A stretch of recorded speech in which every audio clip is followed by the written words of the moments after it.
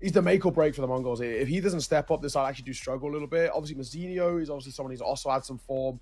910 of the Orb looks decent. Techno has his moments too, but realistically, Sensu's a space creator. He's this guy who's going to be getting a lot of these entry kills, a lot of the space to really start and work and execute. And same thing has to be said for Exile, because you can't really rely on someone like Inters to do it in that sense and kind of take up the mantle. Heavy God has maybe inconsistencies in his form. There's a lot of pressure on both of these two, because I think the rifling core around them at times can go a little bit missing. So they have to do a lot of heavy lifting in their respective sides to be able to win rounds and to be able to win maps. So this head-to-head for me is going to be a real important one. And I think as well, when they go against each other, because of the overlapping roles that they both play, we're going to see a lot of them going back and forth. So this should be a good fight. That could be really exciting. And I think we're talking about the importance of the individual stepping up and, you know, kind of saying that maybe the rest of the team does struggle. I think that's actually even more important for Exile. Like, take a look at their RMR qualifier run. Sure, it's a very small sample size, but Exile had a 1.24 rating, and then it was Icy on a 1 rating. Like, you have that, like, massive difference of needing Exile to perform. Like, in his own right, he was a top 5 player at one stage in Counter-Strike. He needs to find that level again, and I think the reason, like, how we see Cloud9 succeed is Exile finding his groove, Icy having these good statistical performances, but also finding more impact, and then Heavy God stepping up, because we know those 3 players can. If that 3 does succeed for Cloud9, legitimately quite a dangerous roster, and I think that actually could be good. I think for Mongolz, I will say though, I think they've got more consistency around Senzu. I think they've got more consistency, whereas Cloud9 maybe sometimes don't.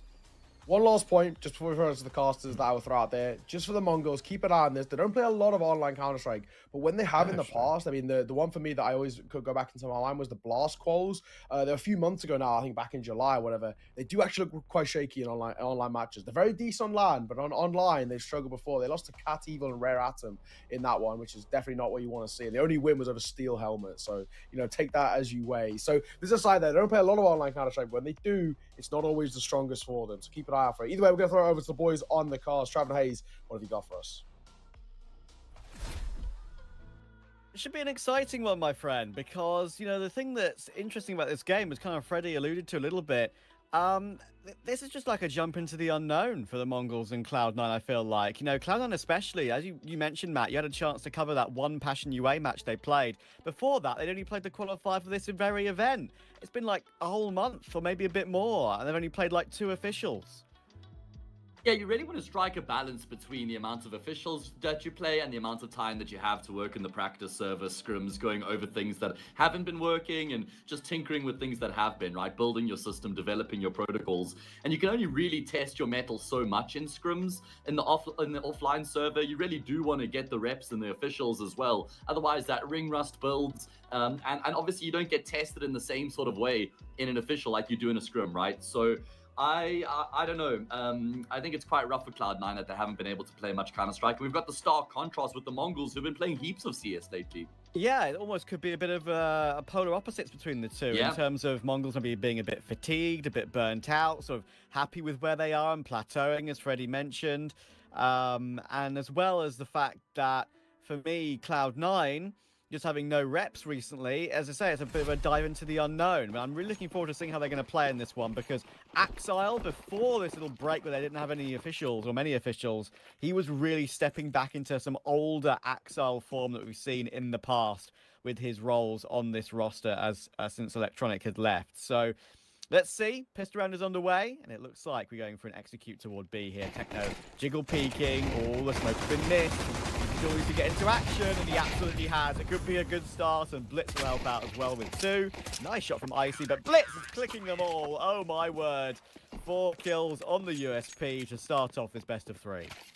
Is Blitz's camera frozen, or is he just literally cold as ice and does not have a single reaction after that multi-kill? I'm not sure. Either way, that's a great pistol round there. I mean, maybe the smoke missing was actually a happy accident, because it meant that Cloud9 kept pushing through into the B-bomb site, which has worked out perfectly for Mongols at the end of the round there. Maybe if the smoke had landed, it would have forced Cloud9 back and they would have reassessed the situation. So all works out for the Mongols. Trav, I feel like Dust 2 is a must-win map here for Cloud9. Mongolz have not played much Dust 2 at all. They've played the map 4 times in the past 3 months, and only 1 in the past, like, 2 months, mate. So that was against Virtus Pro, where they lost 13-3. Dust 2 is just not a map that they've got a huge amount of experience on recently, and it's Cloud9's pick, right? And with us going to Ancient next, which is such a good map for the Mongols, I feel like Dust 2 is the win condition here for Cloud9. Yeah, it's just, as you say, it's the one map that Cloud9 are kind of a bit whiffy.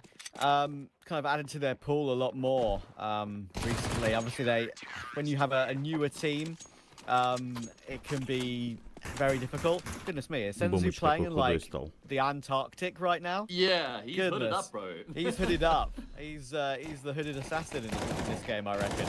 But yeah, back to my point. Like, I think for me, Cloud9 still haven't asserted their map pool necessarily of yet whatsoever. So we need to see some of that coming in here. It's the sort of most important end to the year they've had for these players in a really long time now. They need a good Thunderpick. They need that good RMR. And as Freddie mentioned with the starting off against FaZe, it's not going to be easy for them. Eco goes the way of the Mongols, and Zenio gets himself a triple, and the buy round is now underway. Pretty standard default coming through from Cloud9 here. Nothing untoward at the start of the round, just spreading themselves out. I think Techno's camera's frozen as well. There we go. He was They're giving all us a little bit hitchy. It was giving us a death stare for a second, but no, it just looks like he's playing the game. Oh man, on the edge there. Inter's playing the extremity. And now the round will start to take a little bit of shape for Cloud9. After Inter's pressures tunnels, they then smoke off CT, and they're feigning as though they're going to go for the B-split, but we know that's not going to be the ultimate strat coming through here from Cloud9 as they group themselves up on Catwalk. They're going to start to venture into the safe bomb site. They've also got Axel, who's looking to come through long late. Cloud9, this is going to have to be flawless from them. There's no AWP to go up against on that CT side, so it could be a little bit easier to get into that A-bomb site.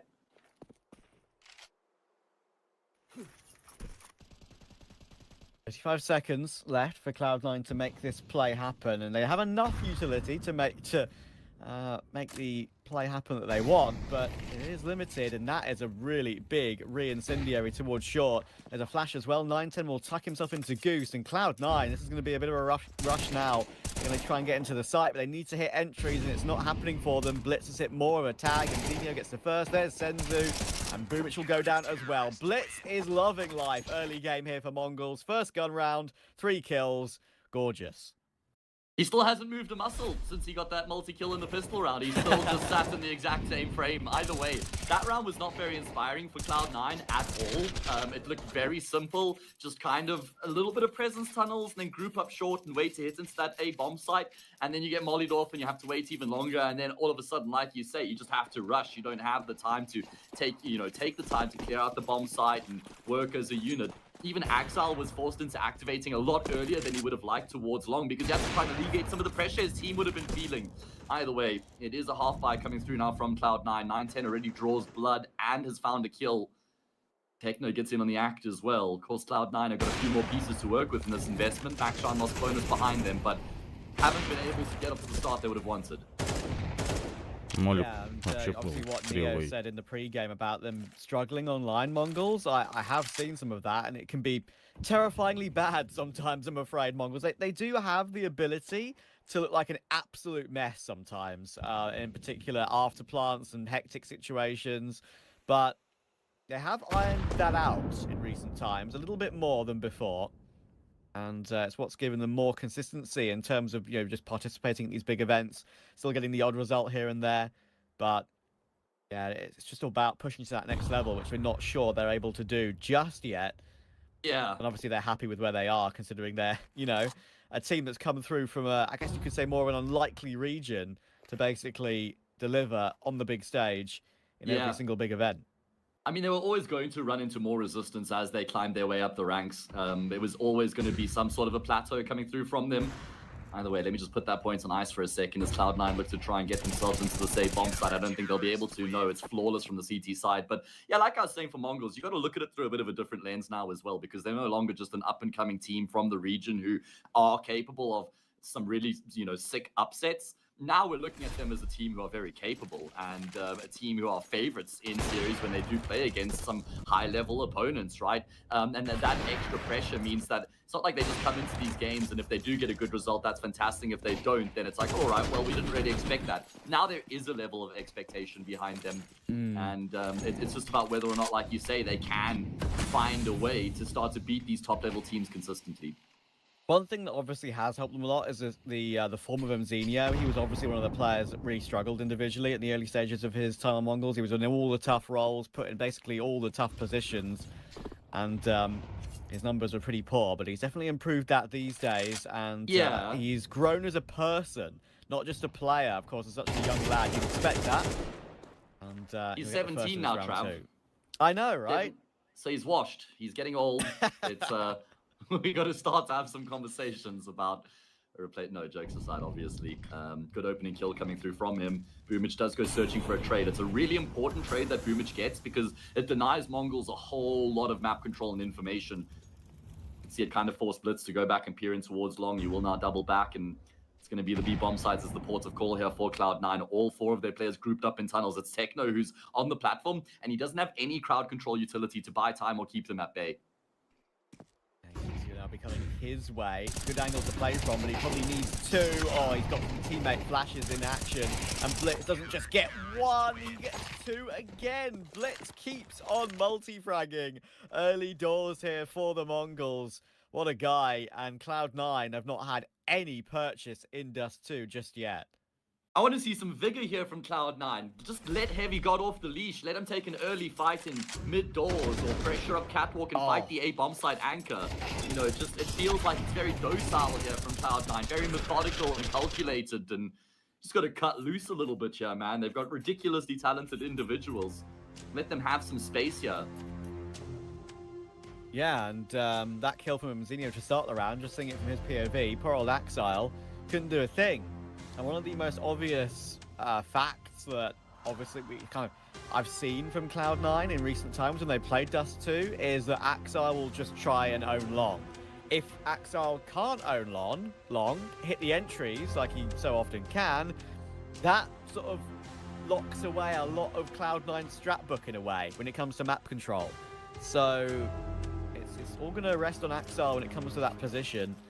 And as I said, his form has definitely improved as of late. I think it was one of the biggest talking points in their run through some of these qualifiers. But unfortunately, obviously we haven't seen them against some of the upper echelons of competition in recent times, and that is the main issue. Yeah, I'd say Cloud9 look their best when you have Axile, who's playing the extremity, he's being active and he's having impact, and then you've got Heavy God, who's on the front lines with the pack, and he's also getting to do work and have and find kills and get the impact, right? It's that's where you have Cloud9 just at maximum capacity and very difficult to contain, having Heavy God and Axel just pressuring you the entire time. That is great from Senzu with the AK blasting the smoke open, taking a fight at range, clearly feeling a little bit bored. 910 says, okay, well, I guess if you're going to take this, then I'm going to go elsewhere. And there we go. Eventually, he will find the frag through the smoke. Get the man advantage. Last 2 rounds, Axile has been deleted through a smoke each time. It do be like that sometimes. It do. Senzu does fight for a little bit too long, and even though he probably should have got that kill on Icy, Icy hits a better headshot and punishes him for his aggression. But again, it's only a deco here for Cloud9. Blitz is naded down. Heavy God spots the info on 1. Techno is still in position toward B in case they do go together toward this position. They do have a smoke and a flash, but probably not enough, I would say. And there's some intel. Blitz almost down now, 38 HP. 910 will come and help out in a second or so. He's sort of holding the short angle and the long CT angle, keeping an eye on both. Четко слышно, как они bегут Cloud9 will go towards short, and they kind of do need to hit the kills or just die here, because 15 seconds, you can't afford to die after time in a round like this, and they absolutely won't. Mzinho, lovely. This is a bit woeful from Cloud9 right now. If you could just look at the kills in total, I think before we switch to the cams, I add up the numbers. I think they've got 7 frags so far across the board for Cloud9 in 6 rounds. That is not a good look. Blitz has 10. He's 10-0 right now. He is having a great time. Is that an AC-130 chopper gunner? I don't know, man. The kill streak is going to be coming through soon here for Blitz. Ну да, два Yeah, человека to say it's по a slow нулям start фрагов for за 6 раундов. Cloud9 would be an understatement. And maybe that is the effect of just lack of officials and lack of reps in recent times. They really need the beginning, and here we go. Finally, some pace. They get out long. Inters gets his best of 3 underway. They're not stopping. Need to hit the second headshot too, though, and Heavy Gun will do exactly that. That's what we want to see. Yeah, Mongolz are here to fight. Yeah, some ferocity out of Cloud9, just flexing their muscles a little bit. Blitz has gone up to 11 now. Surely he is going to go down. 4 players heading in his direction, and Icy just peers down the line. Techno going to try and go through off the back of a flash, and he does emerge on the opposite side, but there's just too many players to deal with. And finally, Cloud9 have cracked the code. Surprise, surprise. Playing with some confidence and conviction works out for them. Yeah, like the first 6 rounds Первый of the раз game поставили were just за all or nothing burger. 6 You know раундов. what I mean? Like, there's nothing to talk about at all. Finally, they turn up the wick, and who'd have thought it? It works immediately. That's 2 kind of does lend itself to some more pacey plays. And Senzu, I think, may have been spotted there on the cross by Boomich. He'll try and fall away with the AWP. That hood is so big, I bet you could hide the AWP in it.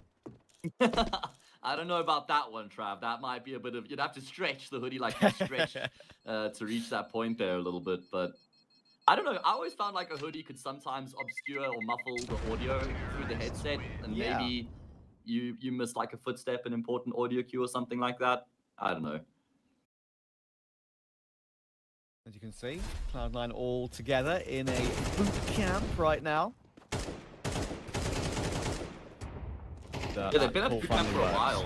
Yeah. They played against Passion UA when I got to pass that game a couple of weeks ago. They were at boot camp as well. What are they doing at boot camp is what I want to wonder. I want to know, because they're clearly not playing much Counter-Strike. So, man, it's not like there's a huge amount of tournaments for them. Exactly, that's the problem. They've definitely been scrimming it out, but there's only so much you can gain from that, man. Anyway, this is looking good. Heavy God, look at this. He's just charging forward initially, early control here in towards tunnels, making sure the CTs don't have any forward positions, and he's poking and prodding in towards mid. This is exactly what I was calling for.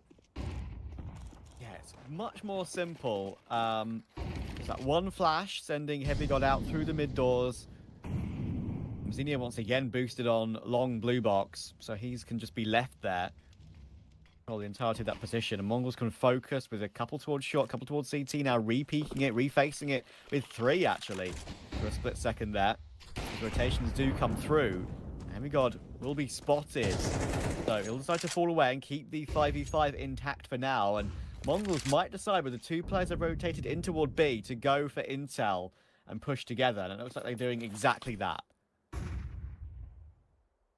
Yeah, they realize that they've got to get something here, right? Because they don't really know what's going on. They've seen quite a lot of emphasis in towards mid from this T side. They've taken tunnels control, and now the longer Cloud9 take to actually activate and push into the say bomb site, the more trouble that they're going to be in. Blitz will come through lowers, but Inters has his wits about him. Very good awareness coming through there from Inters. Yeah, it's huge. Both ults here, Trav. Yeah, 9 and Senzu both in this position, but Techno going aggressive again, and he will get that quick trade. A little bit of a bait and switch setup there. And he'll even right-click flash his way back out of B tunnels, but Axel is still waiting on long. Like I mentioned, he owns that position so many times over the course of his career, and he'll deal with them Zenio. Heavy God will find Techno in the end, and it leaves Так видно же было... 9, 10 and Senzu with those 2 AWPs, just looking for exits. Really good mid-rounding coming through there from Cloud9. After they get the kill on the CT who's pushed through lowers, they then realize that Mongolz probably had a really good idea of what was going on in terms of the setup, so they decide to just change up the approach. Get a very good kill there. Open up that B bomb site and then deal with Techno as well. All the pieces fall into place as Cloud9 starts to piece a successful T side together. Very big frag out of Icy there as well. Steps into Senzu scope and still comes out on top. Slightly favourable angle for Icy on that particular one, but still makes it work. He will keep 1 AWP. There's the first bit of awareness he mentioned from Inter, seeing that from his POV. Heavy God dealing with Techno, realising that after that 1 kill, he'd be looking to play as aggressive as possible to try and recover the round. But Cloud9 had their wits about them in that one. Obviously goes without saying, but I always like to mention it whenever I do a Cloud9 game now. Boomich looks great. Like, incredible work from him to lose all the weight, and I think it's going to help him as a professional long term for sure. Are you sure, Trav? Because I don't know, man. The fat buff has always been a thing in Counter-Strike. True. But True. that's just a joke, guys. Obviously, it's very good and important for his health that he's lost a lot of weight and he's looking a whole lot better. Here's Mr. Boomich, which we love to see. A much better role model for the up-and-coming esports players out there in the world. Sure. High respect. Big Boom. I'll still call him that because he's got a great career behind him. And he needs to prove it again with this roster. I think getting to the major would be a massive success, I think, in the current stage of this team. So we'll see how that pans out in the course of the next month or so. Senzu is going to be in a bit of trouble here because this is the only angle he can play because they're right behind the smoke. Oh, it's so awkward for him. They're creeping up so close. He needs one and to stay alive. And thankfully, 910's here as well. He actually gets a kill in the corner of his smoke too, but Heavy God removes both the AWPers. Питер, смотрю. Чемпионат мира по контре. Ну как чемпионат, это по идее вала по группам. И игры сейчас такие. Вроде бы как бы и да, вроде... Да что ты болтаешь на английском на своем? Сейчас потише его сделаю. И по идее это сейчас идет по группам разделение. В группе, грубо говоря, по 3 игры. Ну, очень долго будет идти. Сегодня, по идее, должно быть 4 игры, ну то есть это 4 игры по 2 команды, да. Весь день будет это идти.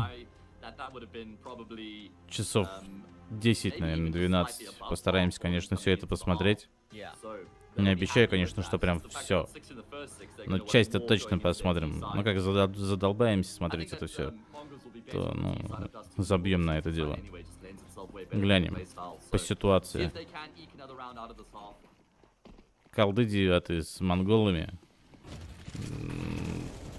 У колдов вообще ничего не получается. Состав новый. Остался только Бумыч, наверное, из всех. Ну как остался, его тоже недавно так взяли. Все остальные туда поуходили всякие. Ну, много состава. Кто-то Virtus.pro ушел, кто куда. Так что... Возможно, будущее у них есть.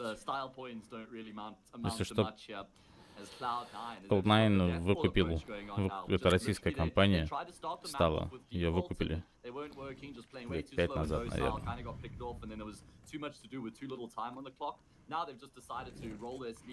Смотрим.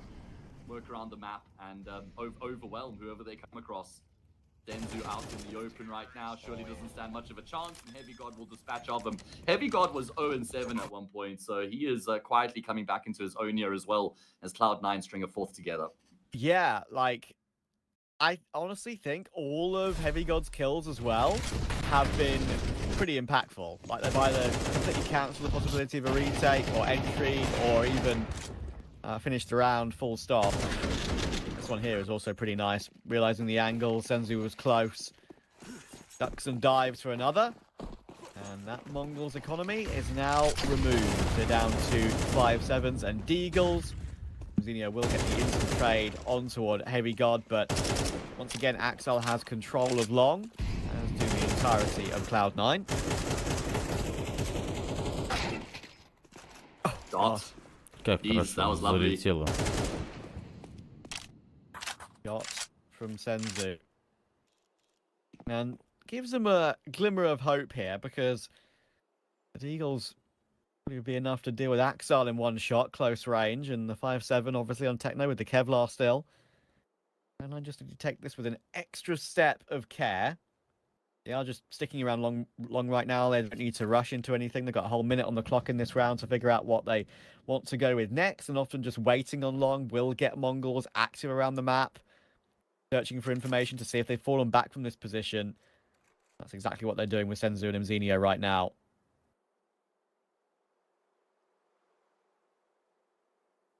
Yeah, you do have multiple options as a T side. Once you get early long control, you can force the issue the entire way into the bomb site like we saw in the previous gun round. You can just pause and hold. You can post one player there, go back, pressure another side of the map. That's why Cloud9 do just pause like that, because Mongolz don't really know exactly what's going on, but they have been able to close the door in on long with this double flank, and Techno will head back in towards the same bomb site. Cloud9 have left this incredibly low. It's all about the timing from Mzinho, and he will catch Axel. Inter goes back to get the frag on Mzinho, and Techno's also gone down, but could Senzu find an opportunity to catch Inters in transition? It's not an easy shot at all at range with the Desert Eagle. There's a slight bit of elevation with the ramp as well. As soon as you miss that first shot, you are a dead man. Yeah, so close. You can see Senzu's reaction. I mean, that was an opportunity without a doubt, because if he got the first, he wasn't going to get instantly traded, and he could have possibly then played out the mind games in a drawn-out 1v1. But yeah, first shot here. Oh, lovely on Boomich. Nice try. Mongolz do the right thing by trying to be proactive with a buy they have in that round, but not to be. And Cloud9 have closed within one, and that is not what we expected when we saw Mongolz get that lead. And we might have a very pacey end to the half. This is how we started it with the pistol run into the B bomb side for Cloud9. Lots of damage done through the smoke. Senzu's found two. Techno's here as well. Flash high into the sky. Cloud9 remain committed. And Icy's able to get a frag back. Senzu just cannot be shut down. Eventually, no, still hasn't gone down, and he will not go down. 9-10 comes through just in time. The cavalry arrives, and it will be a lead on the half here for the Mongols. That's where Mongolz can be extra cheeky, and is also why they're so entertaining to watch, right? Like 9-10 had no reason to push near that tunnel's lurk smoke with the AWP like that, but he doesn't just get the one close range, he gets the no scope to finish off the round as well. Hopefully we'll see a replay from 9-10's POV. Production a bit on point so far in this one, and that's exactly what we're going to get. There was the first and the second. Look at that from his POV. Prod, much love. You were on point yesterday, even put a VP logo on OG Coach Lambert's bottle. OG had them in the bottle. Honestly, I've missed working with this production team. You know, we used to do a lot of work with them a while ago. Yeah. You know, so good to be back with the boys, Otosh, Big Vu, Gopher, and the couple others that I probably missed. But yeah, unsung heroes, Trav. Indeed, the unsung heroes that never really get name checked deserve to be name checked for sure. And I think, to be fair, Cloud9 deserve a bit of a name check too, because they were 6-0 behind. They did get 5 out of the half, just unfortunately trying to change the pace completely toward B at the end. Got absolutely deleted. But it can be the way things go sometimes. You can see that it is just all about Coach Groove right now, relaying the thoughts through to his troops. Everybody else just sits and listens and takes in, soaks in the information that Groove has. Of course, Groove, formerly a part of Gambit, would have worked with Axel and Inters in that team. He's opening up the window for some fresh air as well. That's important, Trav. There you go. No brain fog, boys. Come on. I guess it's like dark side in the room there. It's earlier in the morning, right? So it'll be a bit cooler, and then like when it gets sort of midday, it'll be a bit warmer. So they call the PCs, just people in the room, makes the room look very hot, obviously. Yeah, been there. Obviously, Groove has come under a lot of criticism in recent times, just for the lack of progress with some of the teams he's been on, and some of the names he's worked with.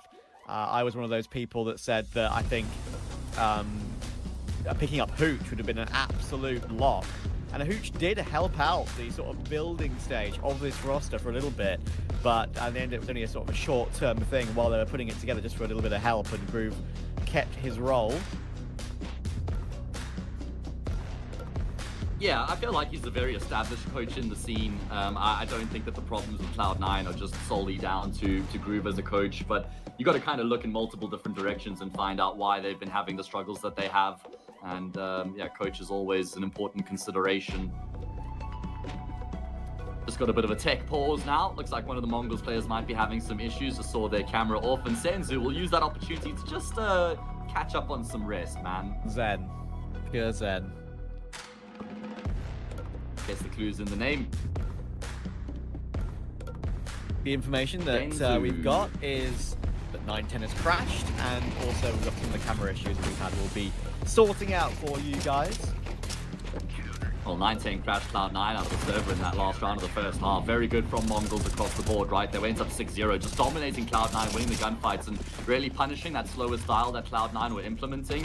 And then from that 6-0 mark, Cloud9 did just kind of shift through the gears a little bit more. And it was actually, I think it was the first round that they won, was the round that they go out too long aggressively. Is that... Gonna have to see here. It's in this next round as we just roll through the replays. It was at 6-0. I feel like the pace change was actually the catalyst for Cloud9 to get the ball rolling. You see here it was from them. This was the first time we really saw them play with much confidence at the start of the round. Yeah. Ninters might not necessarily have had, you know, a lights out half, but those kills he got, as you can see there at the end, were pretty important. Heavy God in particular as well stepped up after a slow start. A number of important entries. And, you know, just thinking about the composition of this Cloud9 roster as a whole as well.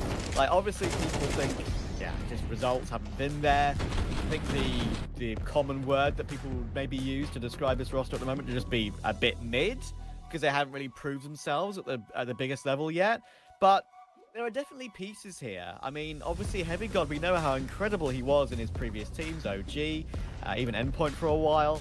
I've been a big proponent of Icy joining this team for ages. Like, when they were having AWPA problems and, you know, Boomich was trying it, Perfecto was trying it, I wanted Icy as a choice for ages. I do think he hasn't been amazing, and perhaps he needs to be a little bit more assertive and aggressive, especially on CT sides.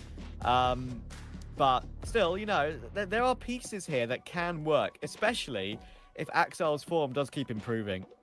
Oh, absolutely. I mean, they've definitely got the recipe for success here. It's just about whether or not they can realize that potential. And for me, it sometimes just comes down to a lack of stardom, a lack of that star player. Heavy God, I reckon, is supposed to be that player. I mean, Axel has obviously got the name value, and he's incredibly good, but he plays on the extremity side of the map, on the T side. So, you know, he's not the guy who's going to be winning you round in and round out. He's kind of relying on his teammates to have impact to force rotations for him to find gaps and then capitalize and close the round out, right? But you need someone like Heavy God to do the work in the early round to create those opportunities for Axel to thrive. I'm right there with you. I feel like Icy is a phenomenal AWPer, maybe just lacking a little bit of that confidence. He is so ridiculously talented. That is unquestionable. Either way, back into the game we go here. Mongolz now on the T side. They have a slight lead as they kick off the second half.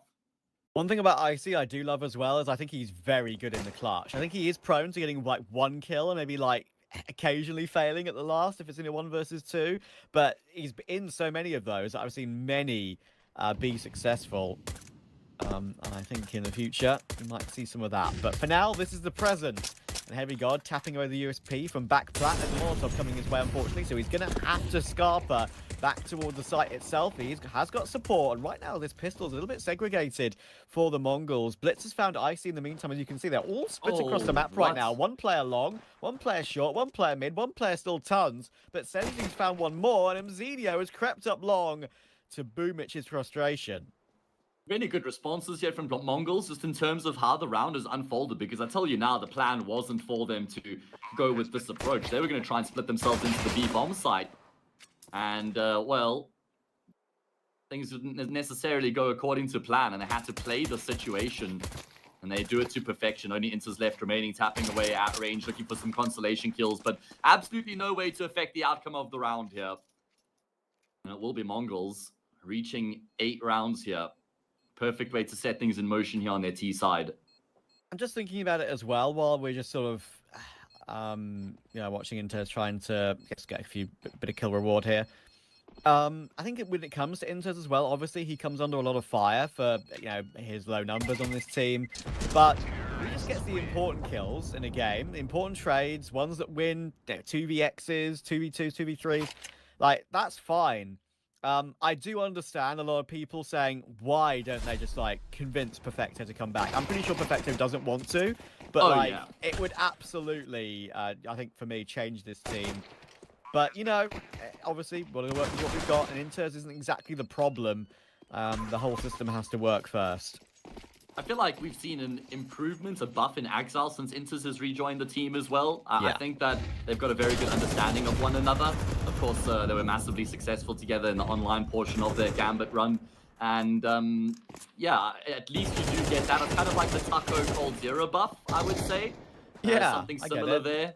So yeah, I think, you know, you look at Inters as a role player in this team, but I do think he does underdeliver. I think that we could get more out of Inters. Yeah, and obviously, like, it's not necessarily just his numbers either. I'm not going to, you know, be one of those HLTV eye test, stat test people, but I can tell you that just from the pure eye test of watching officials, it's like, it's quite hard to describe, but he just plays too defensive sometimes. And I feel like there's many instances where he could maybe be a bit more W key, a little bit more aggressive, be more assertive, especially on CT. And then maybe a quicker trade could come through. He just waits a few extra seconds. Or maybe, say, good example, say he's playing B site Mirage. They're coming up short. And he waits way too long to peek from bench. Good example, I feel like. And just gets, you know, flagged from the other side.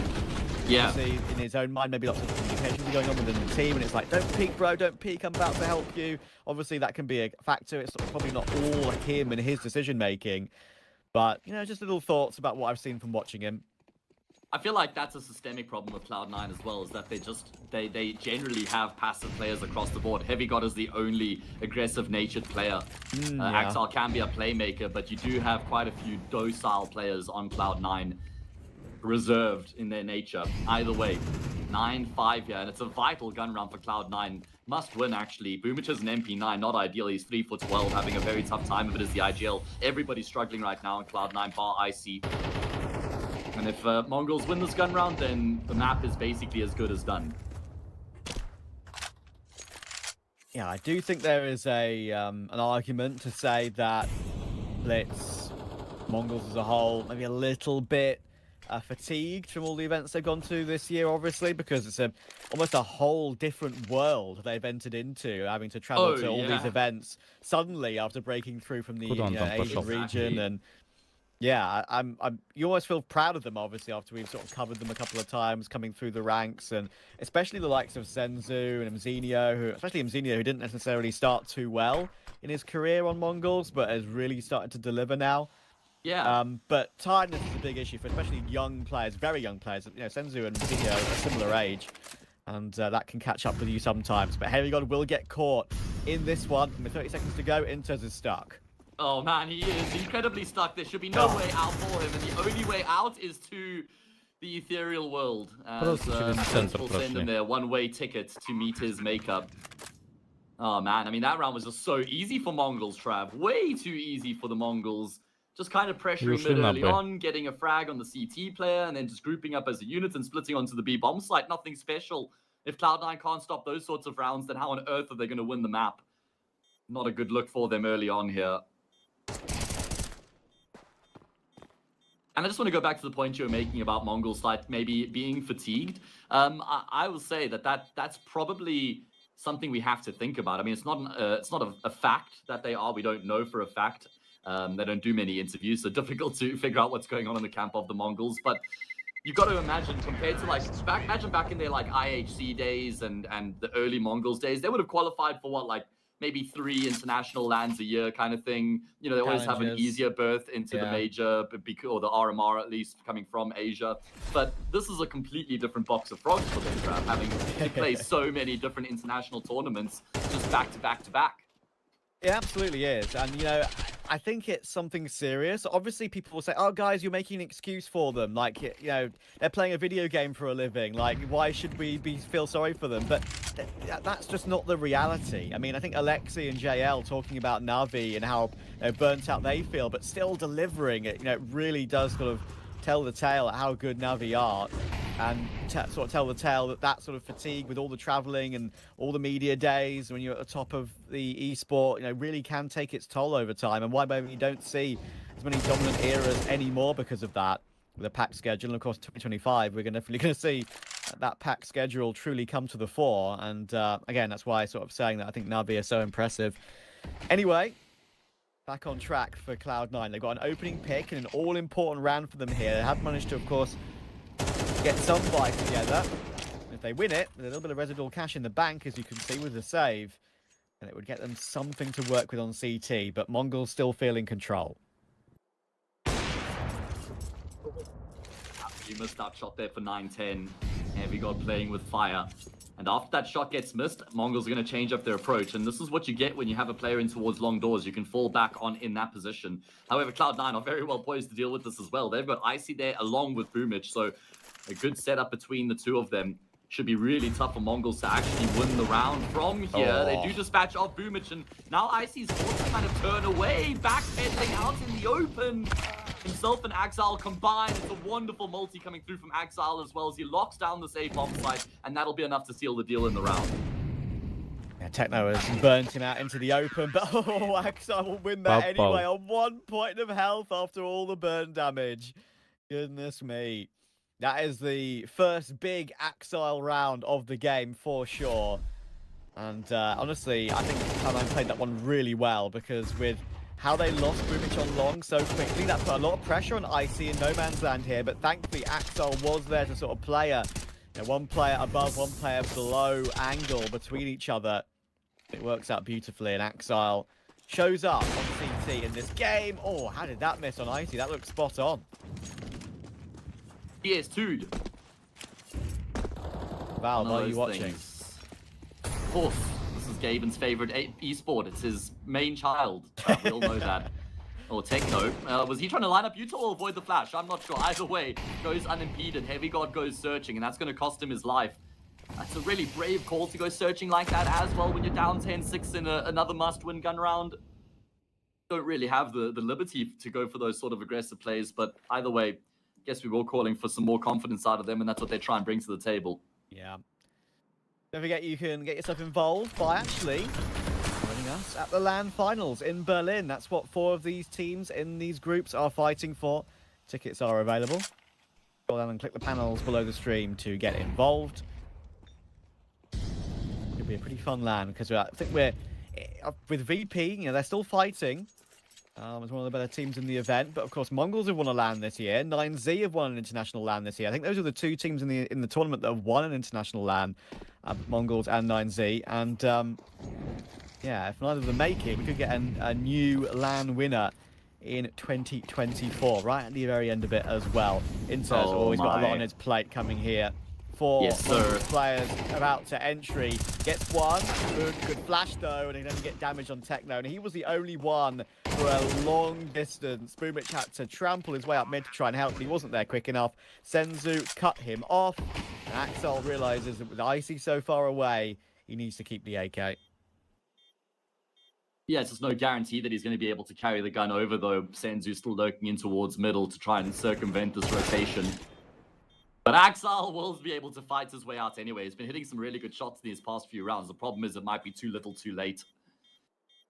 Oh man, I mean, Inters does pretty well to find a frag, but he was always going to get overwhelmed. And you know when you're the T waiting to swing the CT in that position and you just hear him start spamming after a flash, you know he's completely blinded. So always a good cue to step out at that point. Mongolz still very much in control though, and deservedly so. They had been the better of the 2. It was only a brief recovery from Cloud9 in that first half, really.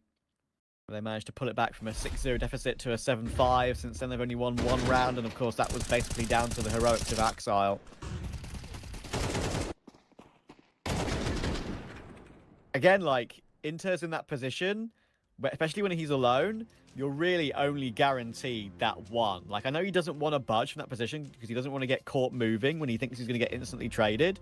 But I'd love to see maybe a little bit more movement after getting that first kill.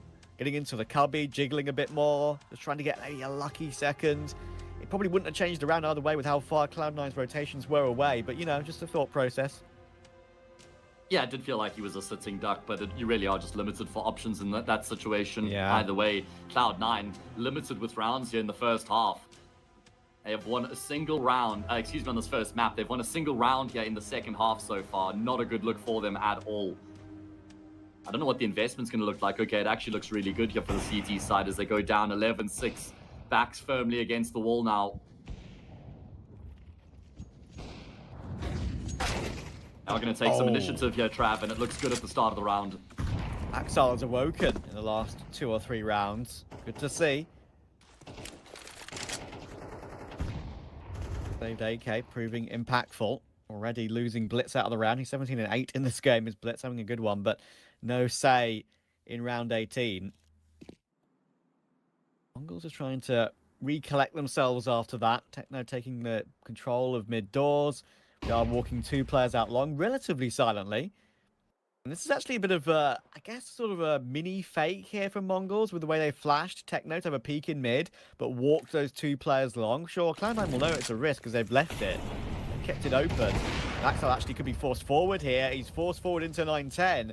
And sure, Cloud9 have 2 more players here, but suddenly the round's interesting again. Everybody needs to deliver. It's only 1. Oh man, he decides to commit to the spray transfer. Probably would have been better off just resetting the spray. Boomich has to stand tall out in the open on the A bomb site right now, and he'll find all 3 frags necessary. Great work coming through from Boomich to lock down that A bomb site. And that's going to improve the feeling in the camp of Cloud9.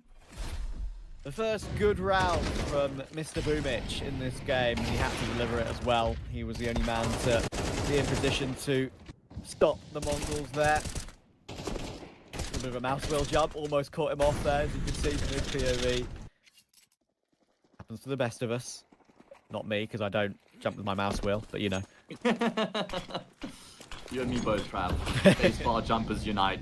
We're a dying breed, Trav. We're a dying breed. Look at this.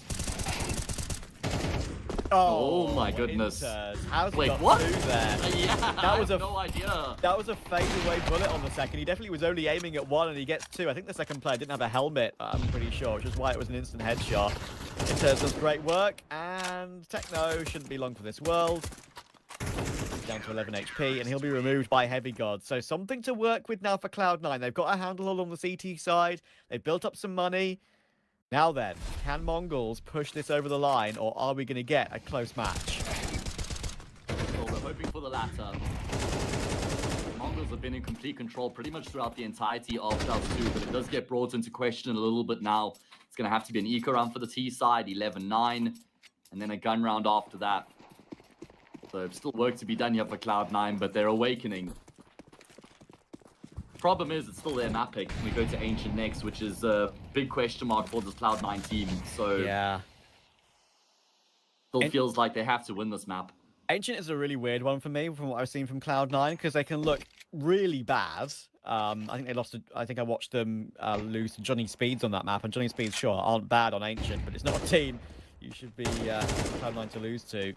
I also seen them play relatively decent again in that sort of one opportunity they had in the sort of qualifiers in the higher level.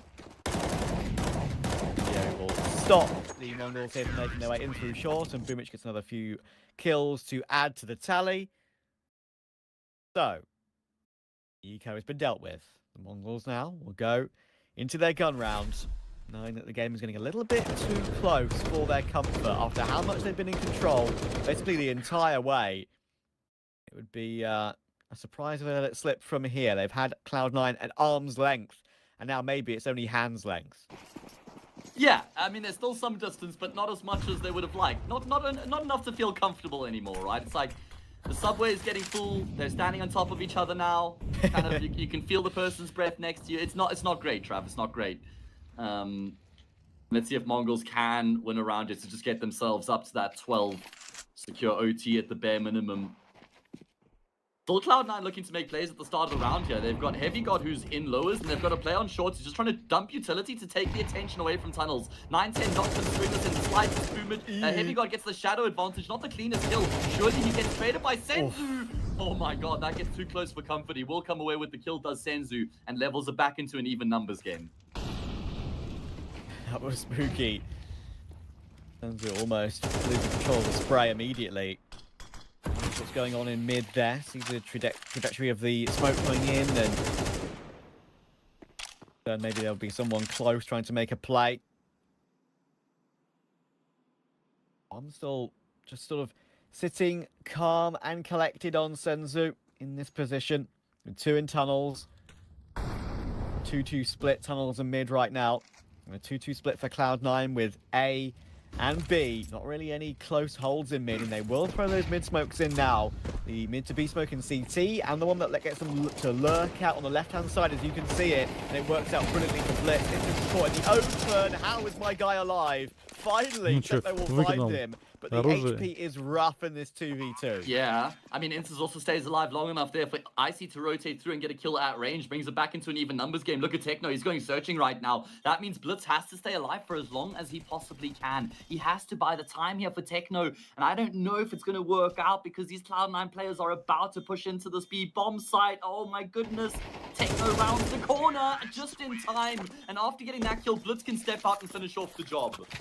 So often, when you're in a 2v2 on the B-bomb site of Dust 2, you can feel like, okay, you know, it's all good. Like, we can have these angles. It's the most one of the most favorite sites in the game to hold on to an after plant. But when they were both low like that, when they realized that Cloud9 could have easily maybe had a quick rotation come through, go through tunnels quickly, get out of the trade, make it 1v1. Techno goes for something like that on low HP, takes a gamble, completely removes the issue of tunnels for Blitz. All the information gained, and that's the proactivity that Mongolz can be so good at. Alright, well, they've got 3 opportunities now to finish off the job here and lock themselves up just to take that 1-0 lead in the series. What Cloud9 do like to bring out in these sort of situations when they're behind or I've got extra money in the bank is the secondary AWP. And on Dust 2, it's always Heavy God. He always seems to do good work with it. Whenever I've seen him pick it up on this map, he's already opened the round on Blitz. So, there's a way back in.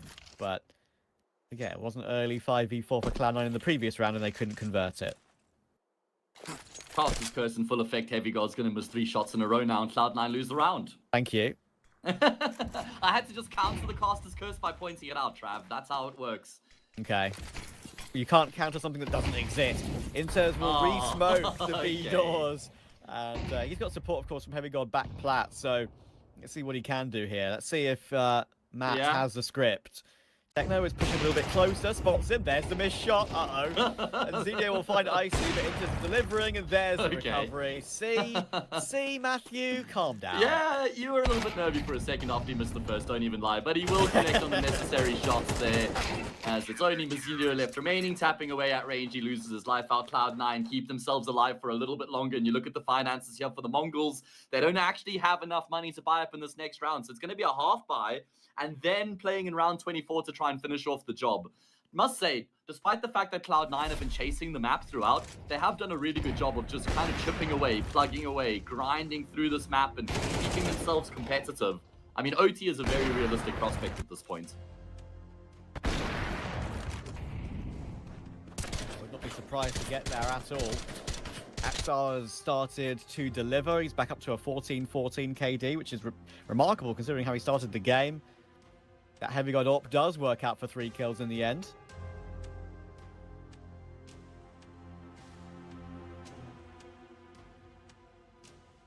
What do you think, Trav?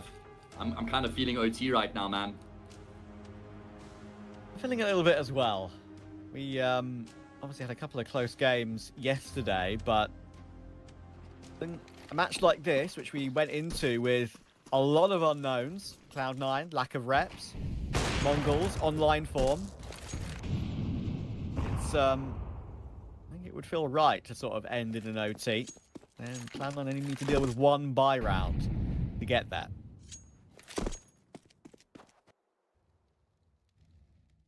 Yeah, no resistance at all here. Just the Glocks with a single Desert Eagle sprinkled into the mix. Certainly gone a little bit quiet to have the Mongolz players as Cloud9 have started to push back a whole lot more. Senzu has Kevlar and a Desert Eagle. Have you ever seen such a selfish purchase in an eco round in your life? I mean, come on. Where's the utility, mate? Surely a smoke and a flash would go a long way in helping them get onto the safe bomb site right now. Down towards CT, but there's just too many players to worry about it. There's Senzu with the first, but he needs many more. Now he's the last alive on short sill. Good spray from Axile. It's as clean as you would like. Only losing 1 player, which doesn't matter. And it's the final round of regulation coming in next. I've seen some ridiculous rounds from Senzu on the League over the years, but not this one, I'm afraid. Catch my Icy to do with Blitz quickly. As they drop down towards CT, they were allowed to do so. Went for that option. May as well try to pincer the A-bomb site from a couple of different angles. And of course, Cloud9 have extra cash to drop that spare M4 in spawn if they may need a retake. And 9-10, he was boosted up going for the pick, and Heavy God. Oh, the AWP of Heavy God is delivering like I wanted to see. And that could be the 2 kills that take us to OT. Oh, bang on the money with the call on Heavy God second AWP. Blitz is going to drop down into CT, and he will find the frag on Axel, but now, of course, Heavy God knows exactly where he is, and Blitz doesn't have a smoke to get himself out of this position. Surely, overtime is the locked-in result here. Should be no way back into the round here, considering it was a 5 versus 3, and Heavy God with his AWP is in position here once again. Oh, it's going to be tough, though. He could easily get peeked from below him. There you go. He realizes that now, realizes the timing of that. So we'll fall away. Still got teammate support, of course, of Inters on the site, so this is okay. Still, obviously they have the advantage, but these can definitely be let slip on a number of occasions. That mid to B smoke will be thrown in, actually locking Blitz in that position. God spots the intel, but now tagged down to 23 HP.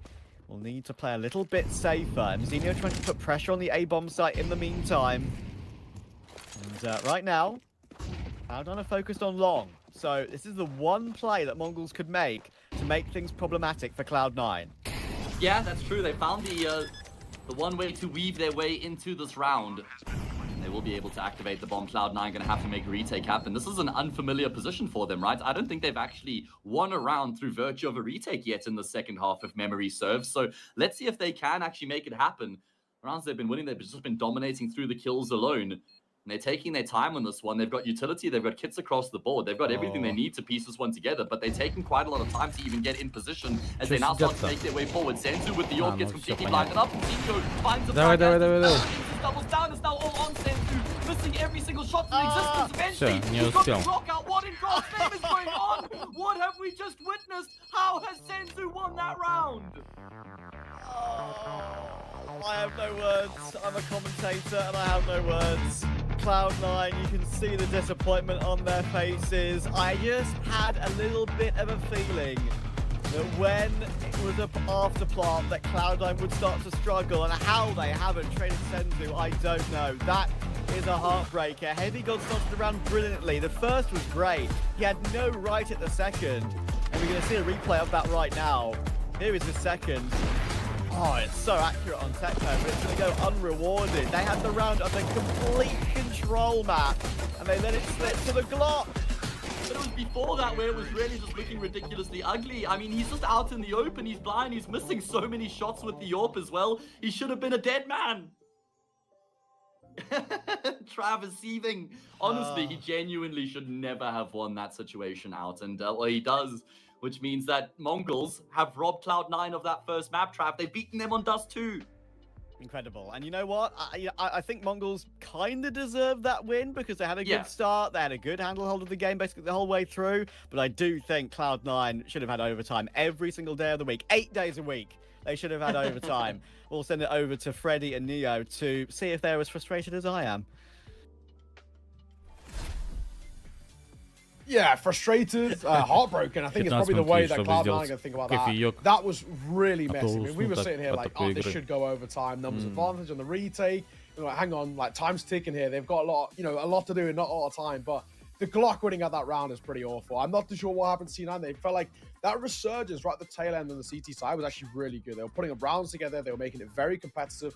And they were snowballing really effectively. And then when it mattered most, when it was to push them on towards OT, they just fall flat. Senzu, he had a quiet map, I will say, right? But he made his impact known when it mattered most. That double right at the tail end, really, really important. Up until that point, he was sitting on 13 kills, which by his standards not good. Finishes at a nice even 15 all. So in the end, it's okay. But I think actually the Mongolz, they get quite fortunate that it doesn't go OT there.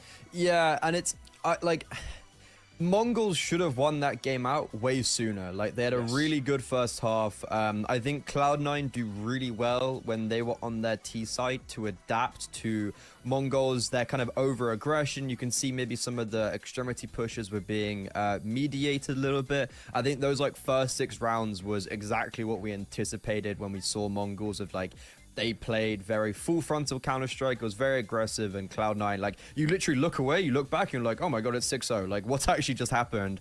And then they, like, you know, pick up the form, they win the second pistol round, and then they just really struggle to close it out. But that last round there, like, Heavy God gets a double opener with an AWP. Heavy God gets a double opener with an AWP. And you still lose the round. It's true. It's true. It was really, really uncomfortable. I will say, to be fair though, Heavy God and Icy, we kind of called on these two, and we said, like, if Cloud9 want a chance in this series, I do feel like these two really have to step up. And credit to them, they both actually had a lot of form there going forward. I think Blitz led by example over towards the Mongolz. Obviously, numbers-wise was sort of fantastic. But I'm actually quite impressed with the two new boys over towards C9. They kind of made their presence known, especially considering that on the other side, Inters did go a little bit quiet at times. But that's going to be one of those, I always say for me, it's better to, in a way, sort of get completely blown out on a map, like lose like 13-5 or whatever, right? Than lose in a heartbreaking fashion like that. But, you put so much effort in, and the mental strain to even pull it back as close, and then in the final round, you fall flat and you make one grave error which costs you. So I do wonder how C9 are going to try and sort of bounce back in a way in towards the next map, which of course is the Mongolz pick, and it's been a pretty good map for them now at Ancient. It's not always been the most fruitful for C9. 4 from the last 8 is not exactly the best numbers to go by. So I wonder whether C9 can mentally reset. I wonder how tilted they may be feeling a little bit afterwards that, and then if they have anything up their sleeve to try and take down this Mongol side heading towards Ancient, because it is sort of tough to call now, because the Mongols, they've arguably done the harder job of getting Dust 2. I think you've actually hit the nail on the head there with, you put a lot of energy to fight your way back in, and like a lot of those rounds for Cloud9, especially to get going and then to start like actually look like they might take it to overtime, like those are some intense rounds. They were fighting from disadvantageous positions, and now like that's all in vain. That's a really tough pill to swallow, and a lot of teams will invest a lot of energy to get to this stage, and then because it actually doesn't work out in your favor, it can really cost you in a negative element. You were talking about Inters struggling. I want to actually talk about Axel, because he ends the game all right. I think it was like 15-15, whatever, like that kind of general area. He had like 7 kills going into the half. So even though he may have ended looking all right, and he maybe was a decent part of Cloud9 getting to a stage where they did get 11 rounds, him not really being on the server in the way we anticipated from beginning to end is a little bit worrying. So it's like, grand, you've got Heavy, got an Icy. I think Icy was actually out-warping 9-10 at stages, but Axel is probably the one player where it's like, we can't have him going 15-15. We can't have him getting 7 kills and a half. Like, those aren't really statistics we should be expecting for Axel.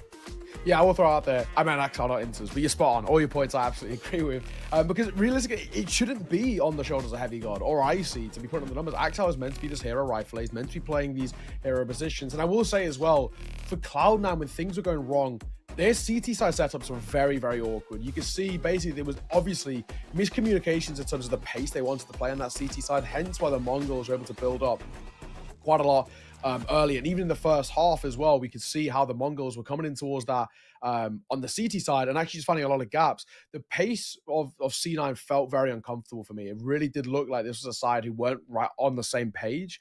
And that's why the Mongols were getting a lot of these gaps. Had that 7-5 half as well to start things off the back of their CT, but it was that like, start in towards the T side for me, the Mongols, where they really exposed actually, there's quite a lot of gaps and miscommunications here from C9. You'd see, for example, like where the Mongols would do a little bit of an early test out towards long, as we always do. They don't always commit to it either, but then at the same time, a bit of pressure up and towards short, and they catch someone overextending. So then the second they catch a short player, that gives them the option of, okay, well, that long player now has to rotate back. He can't stick around towards long, or if he does, it's going to leave the A site exposed, so it's sort of a useless position. So he has to fall back. And we'd see time and time again where C9 was sort of caught in two minds. Someone would overextend and die. And this is where the Mongols, they're a side with a lot of synergy, a lot of cohesion. And obviously they've just played thousands of hours together, where for C9 it's still, obviously they've been together a fair decent amount of time, but you can just tell they're not quite on the same page yet, whether that's down to the calling, of Boomich, whether it's time to, you know, maybe just it hasn't really been gluing as well as they wanted, but it exposed them. They did have their run. It was very good, and I thought the individuals are stepping up well, but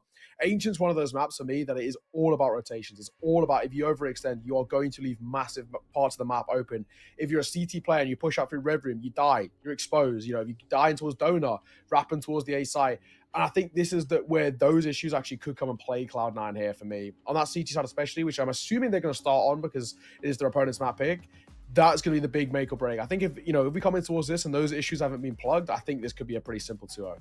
Yeah, there's like, I think when you look at this roster and you kind of look at the tenure of Boomich recently, like there's always a question mark over his IGLing style, and like, is his systems actually working? Because right now it isn't. And for Cloud9, it's been very disappointing the recent time. If they ever wanted to win out this series, it was going to be starting on Dust 2. I find I struggle to find a world where you lose Dust 2, just full stop, but then also in the fashion that you did, where like you allow a Glock to 1 versus 2, which is really quite poor. Like I do struggle to find a world where they actually do come back into this. I think, especially with Blitz, like, damn, are we gonna mention how, like, look, there's actually amazing. We've got the ADR between the two IGLs. There's also a massive kill disparity. My VMix is currently blocking it. I can't see that. 86 to 49. Like, Boomich, you know, he's not anticipated to do well in this lineup, but when you've got Blitz, who's known for this fragging IGL style, and then also you combine him with a 910 that's like lifting his way, and then also like Senzu, Mazzini, who there's a lot more consistency across the board for the Mongolz. I do find an issue with Cloud9 even being contestable potentially on Ancient. Yeah, I think you might be right. But either way, we're going to head this one over towards a break in a second. The questions for us is obviously about Cloud9 and their bounce back. Do they have that mental resurgence to be able to do that? The other one is, what sort of Mongols do we get? 'Cause this is a map in which they've been very good on in the past, at Pro League, taking down some decent sides, like Spirit, for example, 13-9, if people remember that one from not too long ago. However, coming off the back, at least the Masters Expo, where they lost 13-8 to Ents with 2 new players who joined less than 10 days ago. Is this going to be one of those shaky performances from the Mongolz, or a clean 2-0 here in the series? We're going to find out either way, though, after the break.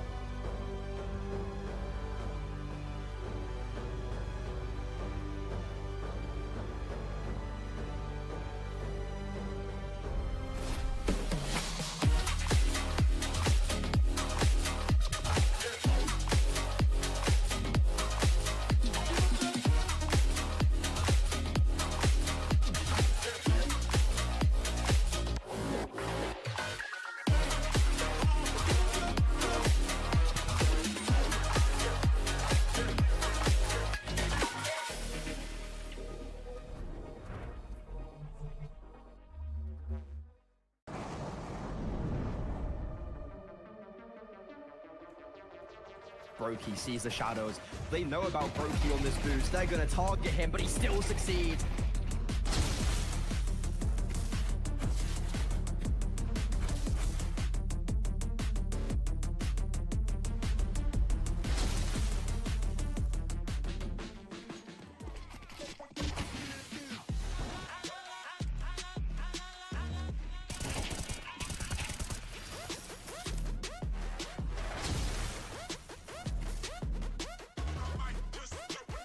Через минуту не стрим. А вторая карта. Pistols are starting to push through. Колдов. And whilst Rox finds one, Carrigan gets eliminated. Rox stands tall. Rox finds the headshot. А я отходил перекусить. Чуть-чуть. Ну и кофе налил.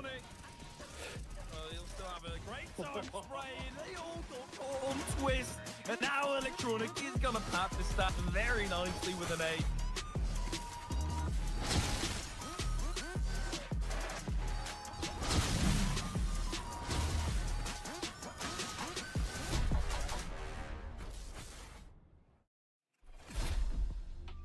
Wild moments in Cloud9 versus Mongolz. It's kind of what I hope to see as well, because there's a lot of unknowns going into that Dust 2 between just how these two teams are faring in the scene right now. Cloud9, not many reps.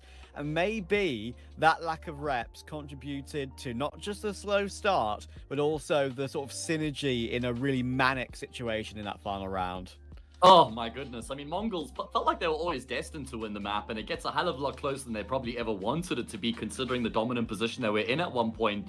Cloud9 do really well to claw their way back, but they'd be kicking themselves if they don't force it into overtime with that 4v3 retake. Had everything going their way, even the double from Inters, but just felt too chaotic. Either way, hopefully this break has served them well, Trav. And now coming into Ancient, they'll be able to reset and bring the fire, because Mongolz, this is their map pick, and we know how good they are on a map like Ancient. Yes, sir. Let's see what we got here for the Mongolz and Cloud9. I've seen a good Cloud9 on this map before, and I've seen a very bad Cloud9 on this map before. So let's see which one we get today. Lucky packet. Yep, Inters will get an early 1-for-1. 9-10. We'll tap him down with the P250 and the Kevlar. Every single Orpet loves to go for that, it seems. But look at Axile. Oh, he needs to hit the shots, though. He had the perfect play, but not if you can't connect the headshots. A Blitz is going to destroy him. That was possibly the round in Axile's hands there. There is a double cave play coming in for Cloud9. There's plenty of time in the round for them to get a quick rotation. Look at Icy right now. He's lurking in behind, and Zenio to be able to plant, but Boomich is trying to sell the fake right now. They need to activate Icy, but none of these plays work. They literally do that pistol round on the hardest mode possible. You know what I mean? Like, Axile in the back line there, missing the shots. They go back, they find that frag. That kill, this kill from Blitz on Axile was actually ridiculous. It must have been a little pre-fire. He's just jiggle tapping. You see, connects on the head, and then they decide to go into the B bomb site. And I'm thinking Cloud9 still have a pretty good chance here because they've got all their numbers, the numbers remaining left on that side of the map. And then you see Zenio try and plant the bomb for Cave, and you're thinking, okay, maybe still a chance for Cloud9, but they continue to land really clean shots through the Mongolz as they open up their account first.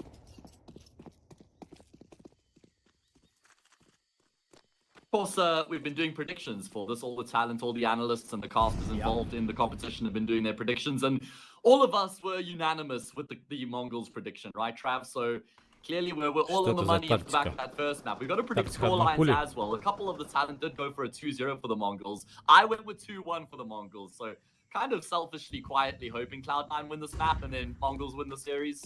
I know, right? I think it is. I think it is fair to say. I think Freddie spoke to me about it before we went live today. I am genuinely surprised that not a single talent ever picked Cloud9, because there's definitely a world. Yeah, I mean, fair enough. But like, I think why? Because there is a world. There is genuinely a world, because Mongolz online have been not exactly reliable. Who knows what they're going to look like when they're sort of starting up their campaign again in this sort of setting. Especially after a couple of long travel days and other big tournaments. They've obviously been in Finland, they've been in Brazil, they've been all over the world, mate. So Cloud9 haven't had as much to play, and have been probably relaxing in their boot camp and trying their best to get their scrims looking the best they can. So it was a definitely conversation where it could make sense, but at the moment Mongolz do look like they're switched on. Yeah, I was completely surprised when I saw on the graphic that nobody had picked Cloud9. I understand why with VP versus, was it VP OG? Everybody predicted VP as well, and all of us were wrong. But either way, big gun run for Cloud9 to try and kickstart their campaign here as early as possible after losing the pistol and the eco afterwards. And they're going to be taking some deep control in towards middle here as well. Inters and Blitz just separated by smoke, and Inters with one tap through the smoke. Thinks Blitz gets the info. There's a team player there. Finishes off the frag. Mzinho, though, will then emerge and tip the scales back in his team's favor. I suppose at least bring them back to even keel. Another important multi-kill from Mzinho. And is up through Jag into cave here.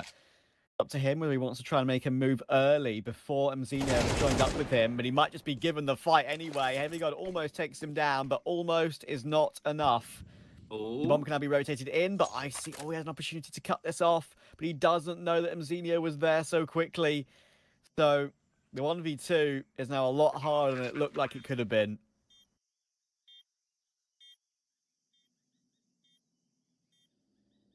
Yes, this is going to be a very challenging clutch for Icy, considering he doesn't have a kit. He will get the kill on 9-10, though, to set the retake in motion. Mzinho has done a lot of work in the round already, but he has to clutch out the 1v1, and he does it by taking initiative. He's not going to sit by idly and let Icy come into the bomb site and go about the retake on his own terms. Mzinho just steps out there and finishes off the job.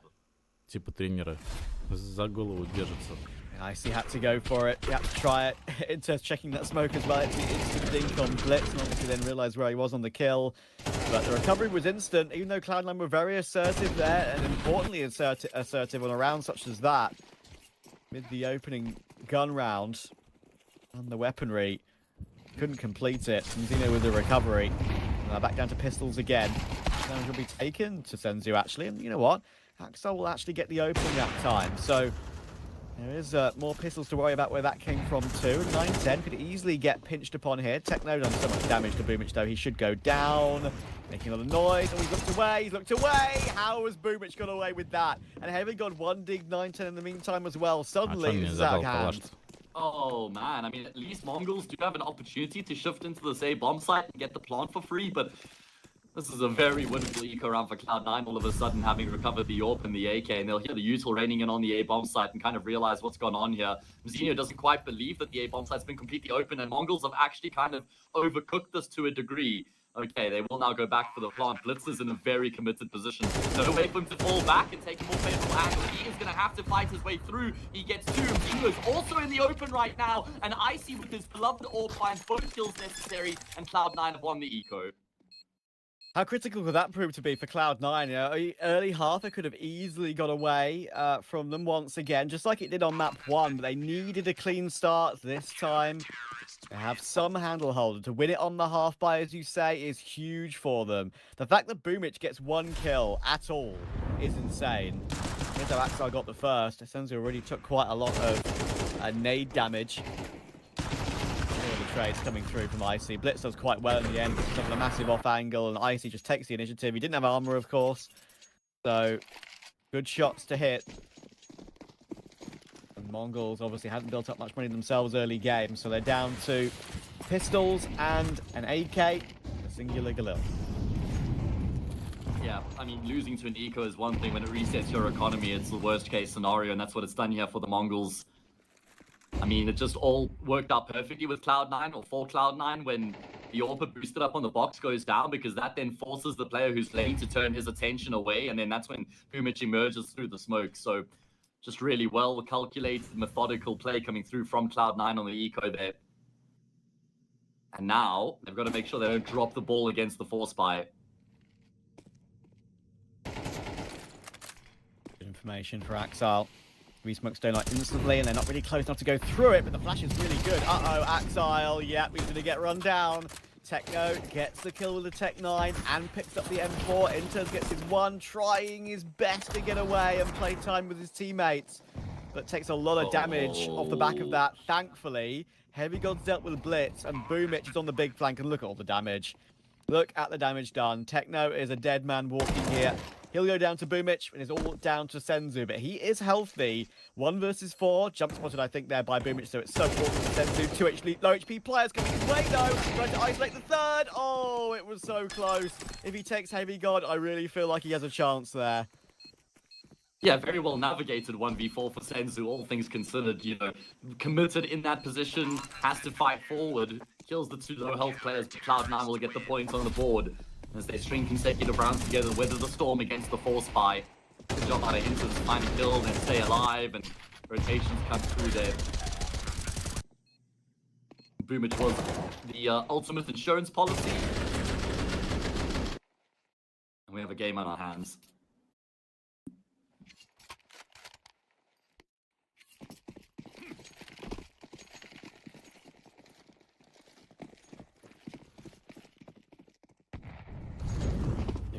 Now. No, once again making it happen though. Oh my word, they're just so scary with pistols, aren't they?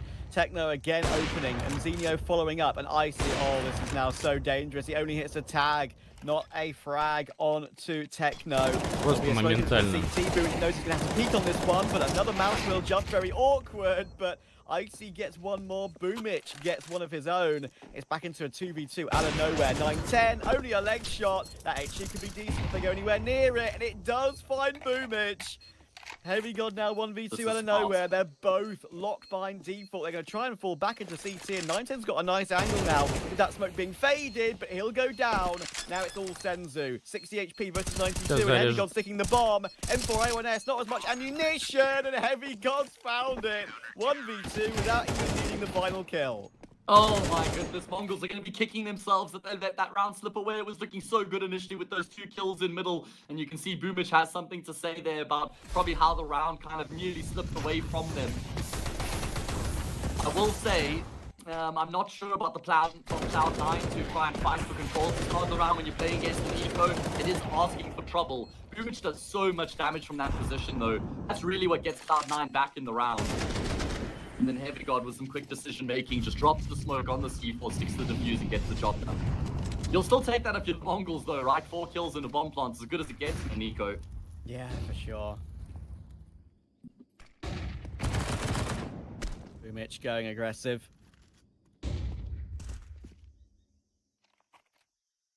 With the MP9 on an important round. So close in the previous, I haven't exactly built up any funds. And once again, Techno, how many openings is he going to find, whether it's with a rifle or with a pistol? Great flash. Oh, Boomich just remains committed in position, hopes and prays they don't swing on him. Heavily relying on Heavy God, who's now gone down. And when you're in this position and they know that you're here, it's very difficult to get much work done. Multi-kill would have been a pipe dream. And Mongolz, well, they're not going to flounder off the back of these 3 rounds that they've lost. Remember, predicated off the back of them losing to an eco, but they've got all the guns in play once again, and they'll get themselves back to winning ways. Yeah, so much control now. Bomb will go down. Mzini's already on the hunt to try and take these players saving, but Inters find him.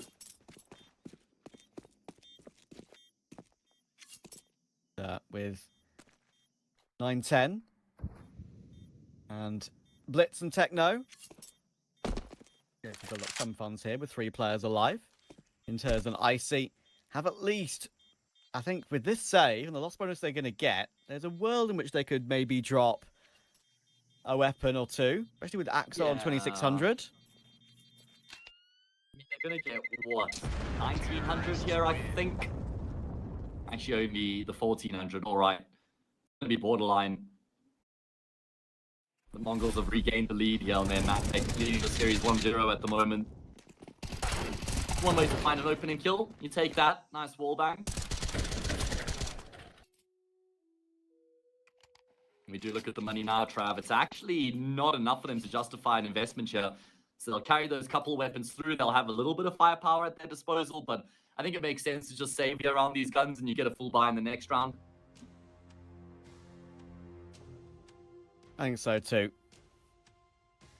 Early days, of course, on the CT side. Don't want to maybe go all in too early with a risky buy that could fall apart and then lead to not getting as many rounds on the CT side as you would have wanted. But Mongolz have been so assertive and aggressive on Ancient early game. Techno's been hitting so many entries.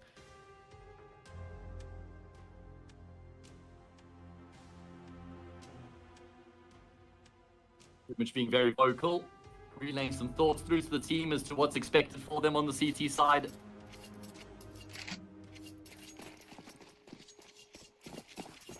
What's the plan going to be?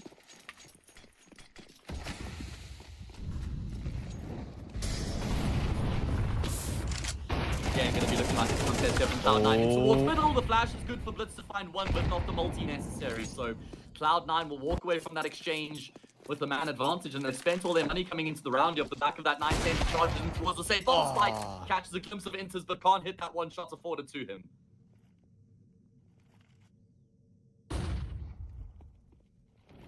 Inters gonna be, is he gonna be in front of the molly or not? Actually might be a surprise for Mzinho. Absolutely should be peeking this one, and there we go.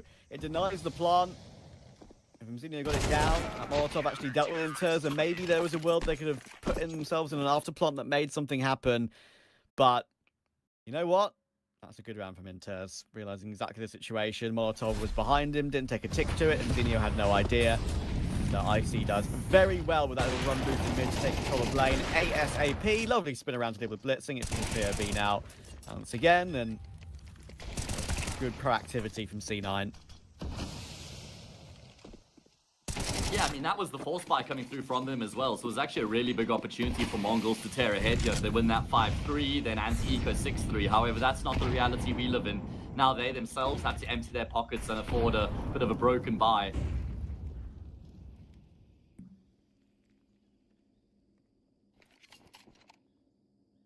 Okay, well, it's going to be numbers through the smoking towards K. Boomich is the target and actually does pretty well to get a kill there before he inevitably goes down. Heavy God's doing a great job again. Even going in with the Deagle, that's definitely a little bit of overcooking, but it's fine. They've still got a 3 versus 2. Axel is still here. I don't think he's even known about necessarily, and he is not. Senzu was fumbling for a place to plant. Not allowed. Not allowed. Catch Blitz on the flank. Good stuff from Cloud9.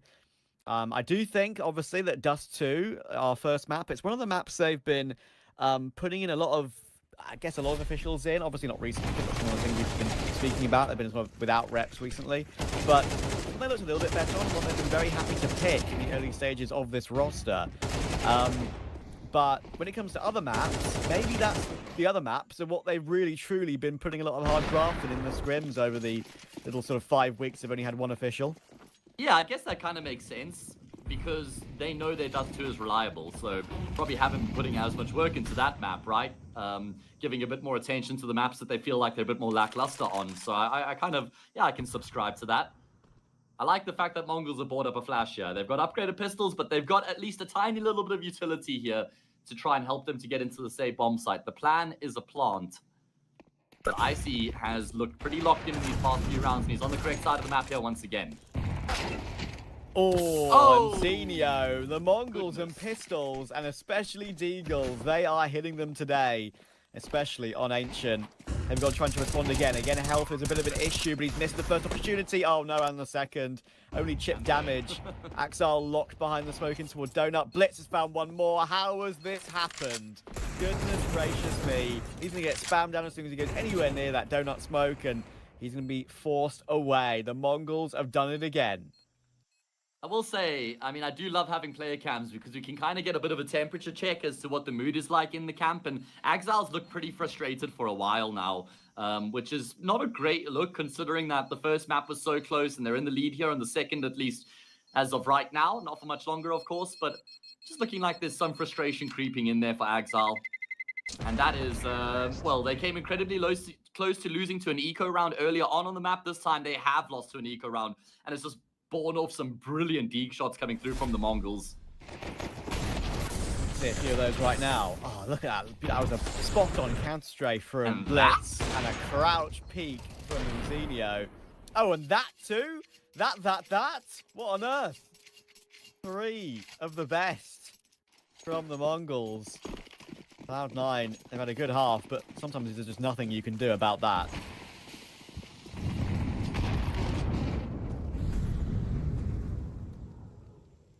At least they've been able to afford a full arsenal of weapons coming into the next round, and they draw first blood as well. Icy takes down his opposite number.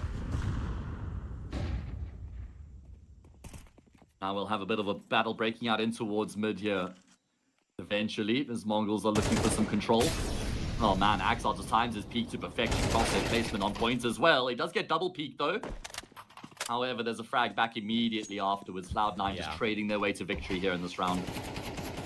There's a peek back immediately and a double peek. Thankfully, there's a double peek from Cloud9 too, so it ensures 4v2.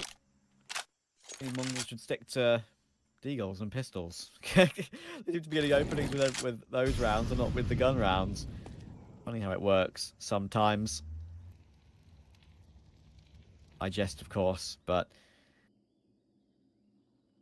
see if they can get something going here. It does feel like there's a sense of them having more success with the pistols than they've had in the gun rounds. Feels like Cloud9 have just been wrestling their way through the series so far. They haven't actually been able to get much control or much momentum. They're just almost fighting to stay alive, which is still not bad. You know, grinding their way through this game. If they can just keep up with the grind, eventually, surely they'll be able to break this Mongolz team. Uh-oh, indeed, though, because Mongolz have found enough space to at least get themselves a bomb plant at the bare minimum, and Senzu with the North here in the back of the bomb site could do the Lord's work. Heavy God going to be ahead of the Incendiary, though, and Senzu's just out in the open. Spatial awareness not on point there. Boomich will leap into the angle and dispatch a blitz, and Cloud9 will get the lead. It's like he assumed there was a CT smoke there when there wasn't, almost. It was a shame, because when I said uh-oh, I was kind of thinking, okay, 2v3, I'm a little bit concerned now. We've seen these ones go awry for Cloud9, especially that last one in the previous map, the final round of regulation on Dust 2. Good boost, though, to get Icy his kill. Good double peaks in mid, decent protocols. And there's that kill from Boomich, seeing it from his POV, leaping in for the last, as you so should with the MP9. Trying to be as hard to hit as possible.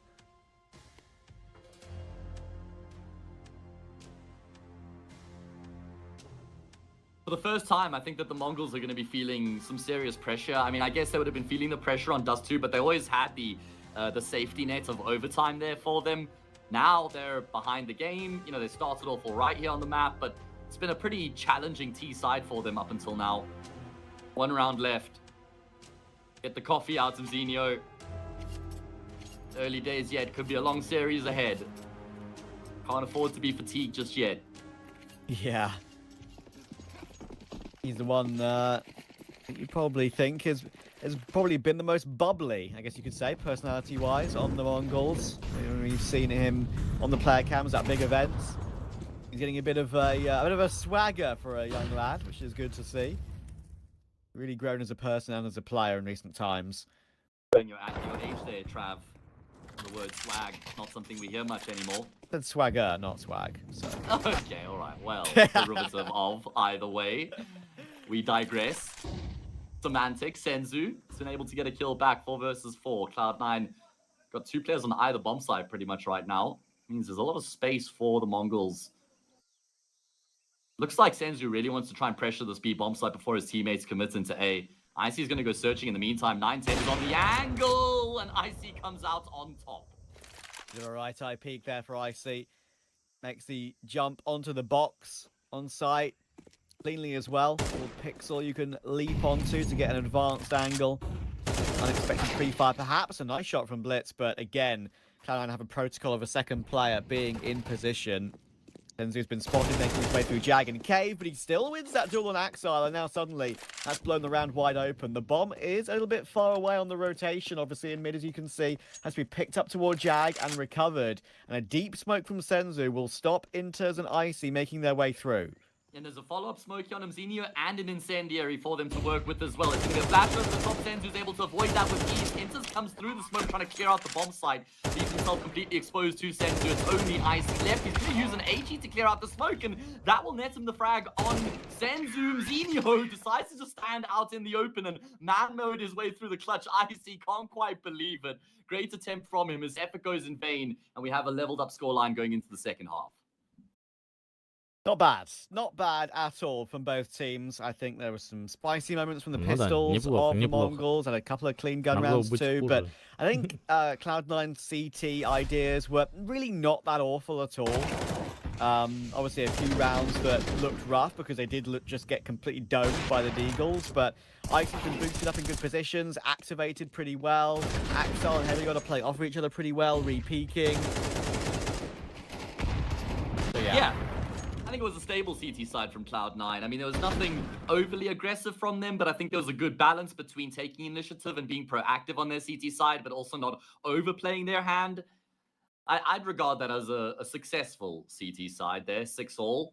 I mean, losing to the Eco certainly also did cost them some round share in that first half. Yeah.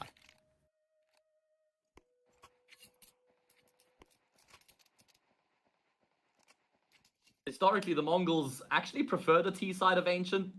58% win rate compared to 51 on the CT side. So Cloud9, let's see if they can get the job done from here and force the third map. It would be Mirage if we go the distance, and that's a map that Cloud9 fancy themselves on. Axel's always been a ridiculously strong Ancient player. Connect the CT side, Extremity player T side, normally an apartment. So let's see if we do eventually end up on that map, or can Mongolz get it done in 2? Senzu looking at just a few shots, but he hits another 2 in the end, and that's all that matters. But look at the battle back, it's instant. 910 going aggressive though, through the corner of the smoke, shouldn't be able to deny the plant here, and yes, Icy had no idea. And Boomich is 4 HP from his heroics, getting 2 kills. It's not like he has a bomb on his back either, so he can't exactly escape to A and plant. There should be a Mongolz pistol. I'm backing Boomich. 4 points of health, 2 points of health for each opponent, plenty. Very good pistol round out of Mongolz. Great read, putting their numbers on the B-bomb side. Things go perfectly from them initially, getting the 3 kills. There was an answer back from Boomich and Icy, and Boomich has the big flank. Techno just peeks back in that direction, doesn't spot Boomich out. So there could be a slight window of opportunity here for Boomich as he starts to creep his way forward. He'll see the gun barrel of 910, and he hears the footsteps of Techno, so oh my goodness, this starts to get interesting, but he misses his opportunity to get that frag for free, then puts him on notice, and Mongolz will finish off a pistol that was always supposed to be theirs. Yeah, it was good work in the midst of the madness there. Zinio was already aggressing down with the help of the flash from Blitz, and that flash actually did catch Axel a little bit as well. That's out Senzu for 2 in the end. Icy got his first and Boomich got his 2, but I just didn't expect 910 so quick on the rotation to be an extra thorn in the denial of that bomb plant.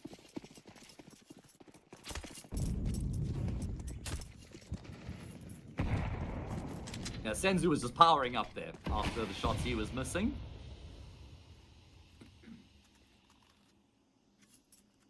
Big test here for Cloud9 on their T side. What have they been cooking up in the past few weeks, Trav? They've been off in the hyperbolic chamber. We haven't seen them. We haven't heard from them. They've been training and grinding. And now we get to see what they've been working on over the past few weeks. Of course, the main theme with this team, as we keep harping on about, is their massive lack of officials that they've been playing in lately. So obviously, they've had a huge amount of time to work in the practice server and their scrims, iron out their game plan. And now we get to see what they've been cooking up in the kitchen. Yeah, and just give that a little bit of body, of course. We mentioned it already, just quickly to update you. They kind of, easily made it through to the RMR, through the close qualifier, but it was against maybe teams you'd expect them to beat on their day. There was a really close grind against 9 Pandas to qualify. It was a 2-0 match, and they won it 13-11. Lost map 2, 13-1, and then won map 3, 13-11. So weird scorelines there, but they got through. They beat Heroic in the first round of the Rio qualifiers, but then lost the next round. Then Heroic went through that lower bracket gauntlet to eventually make the playoffs of Rio. And of course, as you say, they played the qualifier for this. They managed to beat Cincinnati in the grand final, and then they played one CCT playoff invite game against Passion UA, which they lost. So that was a week and a bit ago, the CCT game, and of course the qualifier for this was more like 5 weeks ago. So that just gives you the idea of how little we've seen them. Yeah, important to paint the picture in that regard, give the context. And now we get to see them in the server. Really important series for them. T side down 8-6, second map down 0-1 in the series. Backs firmly against the wall. But they look to break their way through the wall. as they pressure this B-bomb side. Good opening frag found. There's more where that came from. There's more where that came from for the CT side. They've got 4 of their 5 players on the side of the map, and Cloud9 are left scratching their heads, wondering how are there so many players here? Axel just dodged a smoke, IRL, flash. And unfortunately, he'll get caught by Techno. Classic Pasha biceps. Inters 1v3, and he's nowhere near the action, I'm afraid. I think Axel does go a little bit too fast through cave there, but the reality of the situation is, for me, is like obviously in a 2v3, you kind of needed to take control somewhere quickly. You wanted to try and grab 1 kill back, make it an even situation again. It does look like they've gone 1 by 1. Sometimes you have to take a gamble. Hang on. Techno's gone down to Inters unexpectedly, as Inters is only 26 HP and Sensu's only 48 health himself. Inters will fake the bomb once and then move around to the opposite side of Pillar and creep into Cave, or at least next to it. Oh, he almost gets it. It would have been 1 or 2 more bullets on Senzu, but Senzu is better on that occasion. Real nice try from Inters, but not this time. Oh man, what a fantastic effort out of Inters. 1 versus 3 with barely any health and nothing going for him either. There were no obvious options for Inters in that clutch. He actually navigates it beautifully. Unfortunately, falls short. He even connected on a shot on Senzu. Just unfortunately for him, it wasn't the headshot necessary. I mean, it was a great read. He even plants reverse pillar and then is prepared for the fight to come through from ramp. So, great effort out of Inters. Unfortunately, it's an effort that goes in vain. At least he does also recover a bomb plant though, Trav. So I think that means we should see another investment share from Cloud9. Okay, I lied. They're going to just settle for a savior once again. That means Mongolz are going to be on the brink here, Trav. They should get themselves up to double digits.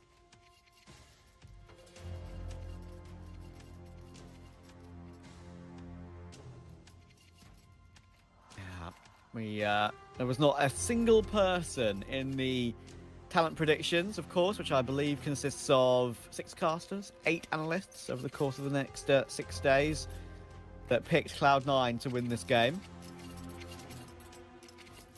But I think maybe some people would expect that, going off of just recent results. Seen Mongolz way more than we've seen Cloud9. We know Mongolz are plainly better right now. They are creeping toward that win. I think I picked a 2-1, not a 2-0 though, so maybe I'll lag behind a little bit. Who knows? Don't forget you can get yourself involved with the LAN in Berlin, of course. There will be tickets available to go and watch the top 4 teams from this main event battle it out for the trophy. Such a difficult tournament to become a part of with how stacked this online portion of the event is. So few spots up for grabs, as we do see the half investment share from Cloud9, and they do get off to a good start with the opening kill from Heavy God. Same as the opening in the previous round, except this time it's not really going to amount into much. Or does it? Heavy God, he's gotten 3 in the round. Mzinho, he is low, he's committed, he's running out of ammo. He's actually going to help to opt for the USP. Thankfully, Senzu's arrived on the scene to kind of just protect Mzinho, his younger brother. Mzinho, my brother, please stop peeking. You're low, and you don't want this to descend into a 1v1.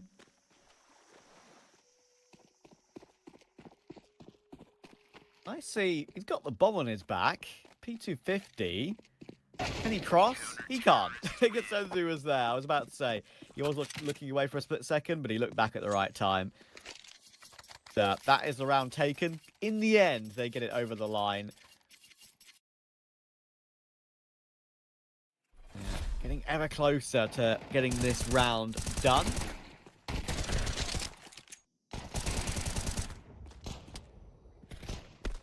At least there's good damage here for Cloud9, so coming into the next gun round, they do still have an opportunity where if they can win the gun round, they break that CT side economy. But it's still a pretty similar position that we found ourselves in on Dust 2, right? I mean, I think it was 10-6 down on Dust 2 as well once Cloud9 started to get things going. Oh my goodness, Blitz is pretty deep in towards mid right now. He has a teammate in that bottom mid smoke. Mzinho and Blitz combined. They were the 2 players on the T side who were forcing the mid fights, and they're doing a great job here on the defensive half as well. Heavy God will try and break open some spots on the map here. Followed by this Molly, he's going to have to peek. Oh, he will get taken down. Another good headshot from Heavy God, so that recovers the round. That Molotov actually proves to be pretty imperative to the complexion of this one.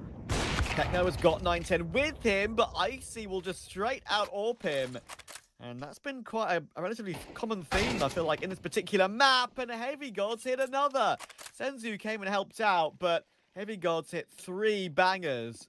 And Techno, I think he knows what's going on, but he's going to have to be very fast on this flank. Knife out, he knows that all three, I think, are going together in toward the A site. The fast flank will come through, but Cloud9 will be set up in time, surely. I actually think Techno should just save his gun here. Honestly, he can drop an M4 in the next round then, and they'll have a full arsenal of weapons. And he will decide against committing to the retake. So, Cloud9 have won a vital round back, and that was off the back of a very successful opening to the round for Mongolz in middle, where they find both those kills. Oh, Techno's been hurt, yeah, backpedaling. Just caught a glimpse of Heavy Guard, but there's no way he's going to be able to stay alive. And I think that... Alright, okay. I still don't think he's going to be able to save the gun here. Eventually, Inters will come through. But Trav, like I was saying, I do kind of feel like Mongolz just get complacent. They get a 5v3 off the bat there. They then take some unnecessary fights. I think Blitz trying to force the issue in lane was completely unnecessary. And I think that they should have just locked in the advantage they had. They are prone to this sometimes, Mongolz. I mean, we've seen them in the biggest events of the year and the biggest matches of their year, without a doubt. Occasionally be a little bit, let's say, goofy with their decision-making. We're all big lovers of the Mongolz, but fair to say that on occasion they do overcook slightly.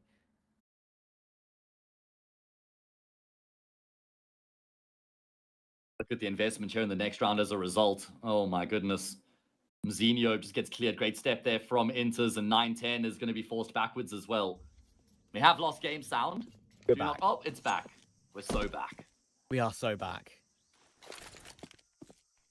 We could do some onomatopoeia gun sounds. Not anymore.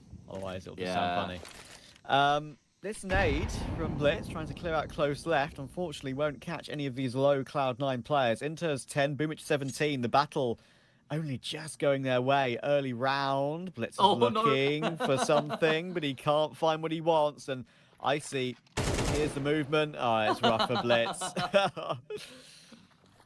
I wonder, did he find it there on the floor in the corner just before he died? Because it looked like something drew him out of that corner. It would have been so funny if he's like, "Ooh, the gun, there it is." And then as he steps out, that's what leads to his death. Not funny for him, I'm afraid. No, funny for everyone else though. 9-10 with the Orbital step out, gets a shot there. There's a lot more necessary where that came from. Thought there might be a collateral on the cards, but it doesn't work out for him. And Cloud9 in full control.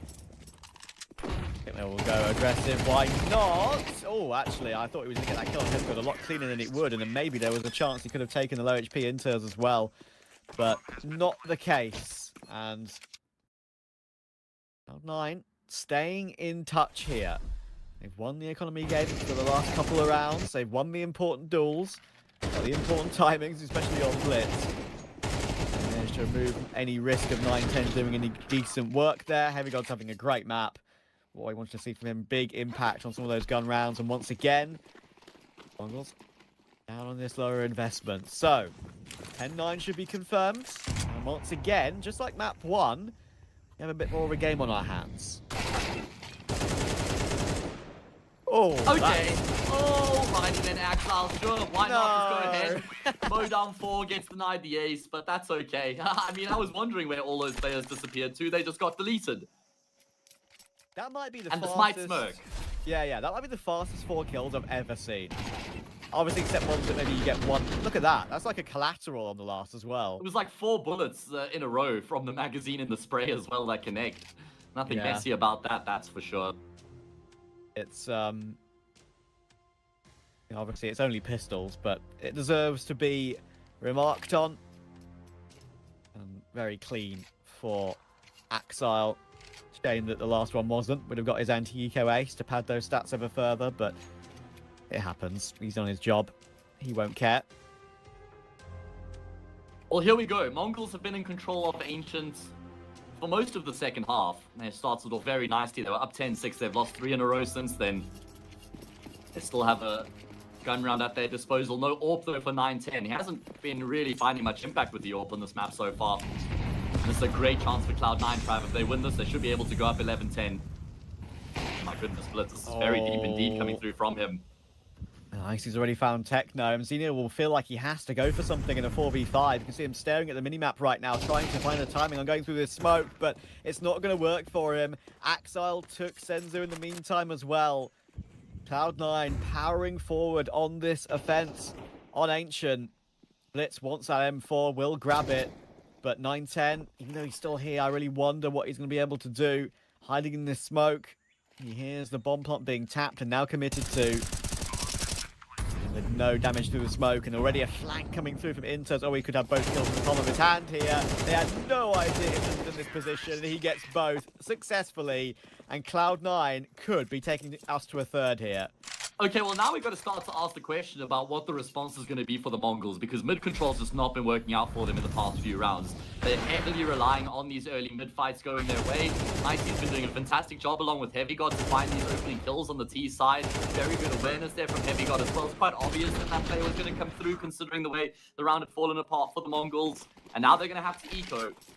Chance for Cloud9 to just edge themselves into the lead here. They've got good amounts of economy behind them as well. They've got the ball rolling, and it's looking very impressive indeed. Axile will draw first blood. And Cloud9 now in search of that 11th.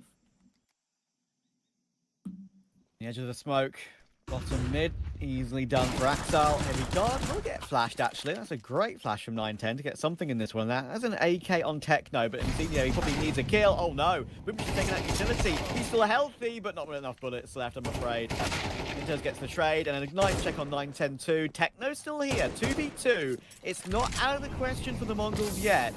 We've seen heartbreaking moments for Cloud9 in the previous round, and I think they know where Senzu is now thanks to that burn on the Molotov, but Techno, tight angle, or imagine if he connected with that one. Cloud9 seem nervous. They don't want to commit to the plant yet. Yeah, they definitely are feeling pretty nervy right now. Senzu's going to reposition, and he goes around back into Donut to join up with Senzu. In fact, he's going to commit to the entire flank around through A main. Cloud9, they've got a different plan in mind here. Looks like they're going to potentially pivot away from this A bomb site. And Techno, he could have the read on that as well. Oh my god. Surely there's no world in which Mongols are going to win another eco round here, Trav. That would be a calamity. They've won one already. They came incredibly close in another. And Techno just going to notch himself into the corner here. He doesn't want to give up the information that he's on the side of the map until he can punt and guarantee a kill. Oh, it's brilliant. This is textbook from Techno. Perfect position to put himself in, perfect denial of the plant, and then he might even spell it through the wood as well. That is brilliant from Techno. Terrific work, and Mongols win an unlikely half by. No, Techno, that is just that borderline illegal. How has he gotten away with that? I mean, so smart from him with that very early rotation away from the A bomb site. He reads Cloud9 like a book, and then such smart positioning in the corner as well. So while you can imagine Inter's heart sinks into his stomach when he spots Techno stepping out, and then the wall bang to finish it off. That is just immaculate, remarkable. Pick whichever superlative you want. There's a whole pool to choose from celebrating a play like that. Techno really does show up in some big rounds for his team. We saw it at IEM Rio. He won a ridiculous clutch against Vitality in that one of the maps of the tournament in that Inferno. I think it was the opening game or the BO3. I'm not entirely sure. I can't remember. I think it was the BO3. Yeah, he was stunning. 910 is a boost coming in here for Icy though. This could be a perfect time to put it into play. Great reaction up. 910 gets one over on Icy finally. He's going to reface for another. They're going one by one. This could be a 910 round. He gets himself a double, and Cloud9 will not want to face him any further. Oh, we've seen him do some incredible work from that position before, right? I mean, he's had some phenomenal highlight rounds, you know, getting a kill at A main, falling back Donuts, another, and then just locking down the A bomb site single-handedly. Have a look at this, though. Mzinio is so deep. And Inters, there's just no world in which he's ever going to expect this. Mzinio is going to be hearing the footsteps, surely. Inters has got his gun out. Mzinio hasn't clocked it. He only just hears the steps in time. Whoa. Did Inters catch a glimpse of him? I mean, seems to be very aware of this potential threat right now. Mzinio is going to go back searching, and they'll push straight into Inters' crosshair, but Inters has entered. Mzinio, that is a great kill. That just secures things. Once again, Cloud9 may be faltering at the final hurdle of a map. They look like they're in pole position, but just the brilliance of Techno stop them at the last. Axile We'll go down to Senzu. Good teamwork into Jag and Cave there. You know what, Heavy God's just killing everyone, but I don't think it's going to be enough. He's got 4 seconds in the round to try and stay alive and keep his AK into the next. And only just, I think. There's no one close enough anymore. So good battle from Heavy God to stay alive, but it's the Mongolz who have some match points. Oh, 2 of them. The least amount possible for it to be a plural. Match points.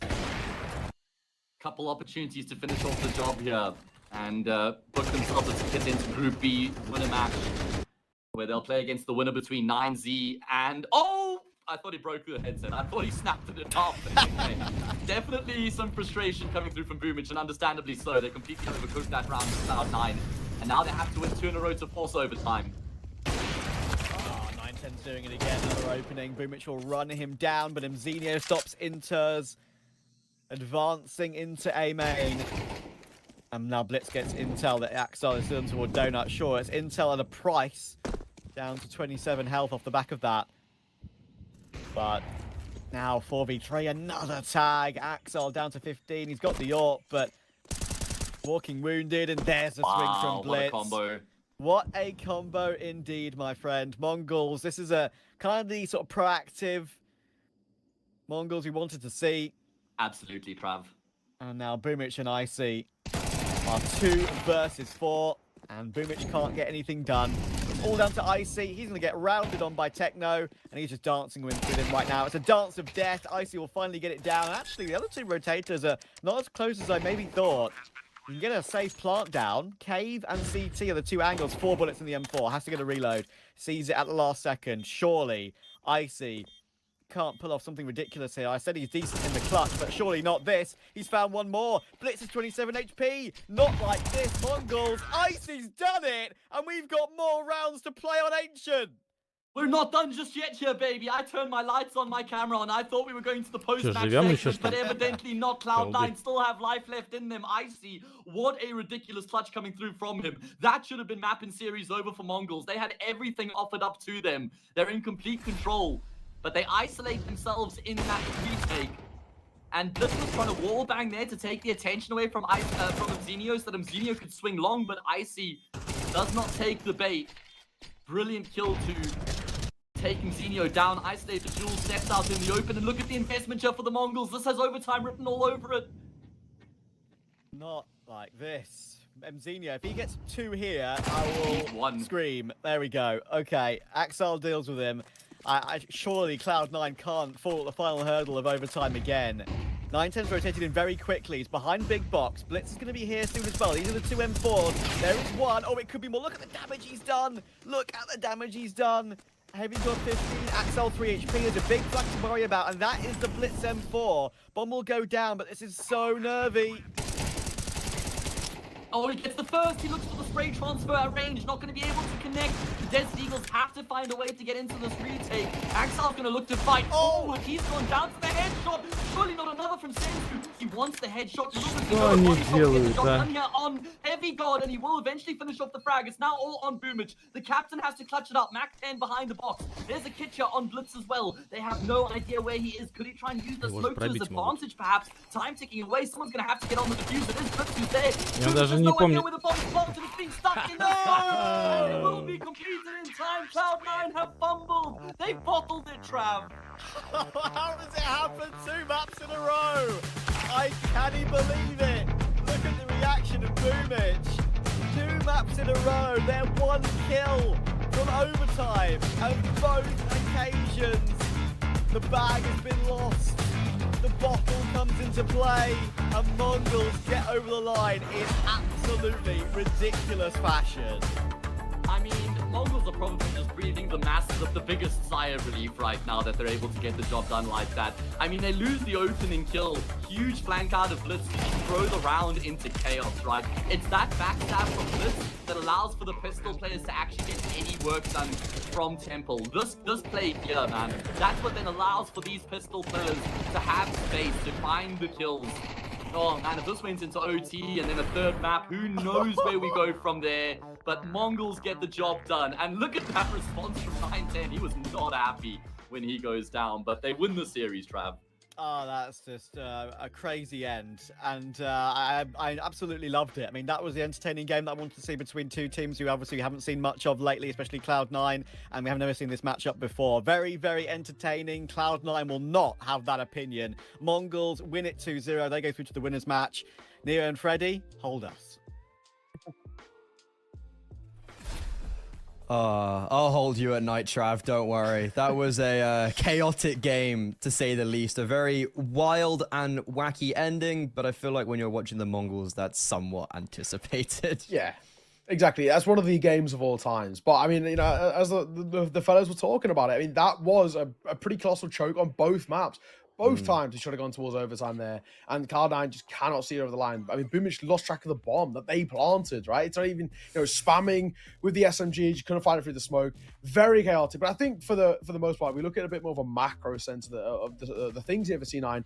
The issue with them is they just allow, on multiple occasions, for the Mongolz to spiral in a positive note. They allow them to snowball, and they find it very difficult to, even when they were to get around, you know, especially when we look at them kind of, you know, when we saw them on the CT side, they were looking okay at times, but when we saw periods of what we would call kind of momentum out from Cloud9, they never lasted long enough, and hence why the Mongolz were able just to keep keeping that arm's reach away.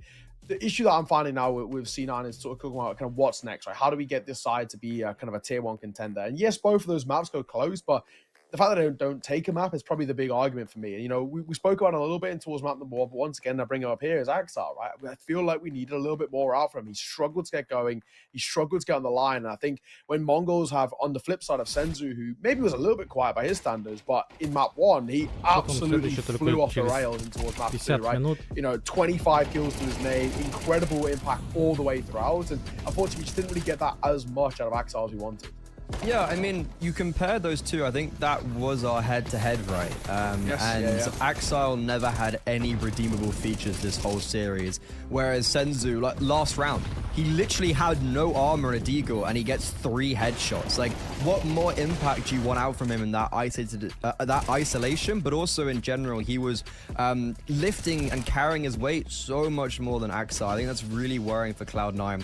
And we touched upon the mental a little bit going on to Ancient. And dude, like, what was going on with Cloud9? You know, you've got Boomich with his head taking off his headset. Like, they're on boot camp. You turn around, you see your IGL with his headset off. What? Yeah. Like, that's never gonna be good. Icy wins a 1 versus 4. I didn't see them even smile. It was like prolonging the inevitable. They were like, oh, do we really have to stay in the server longer? I want to go. Like, I don't know. It's crazy with Cloud9. They've been together for a couple months now. And the most exciting part of this roster is the fact that Boomich has lost weight.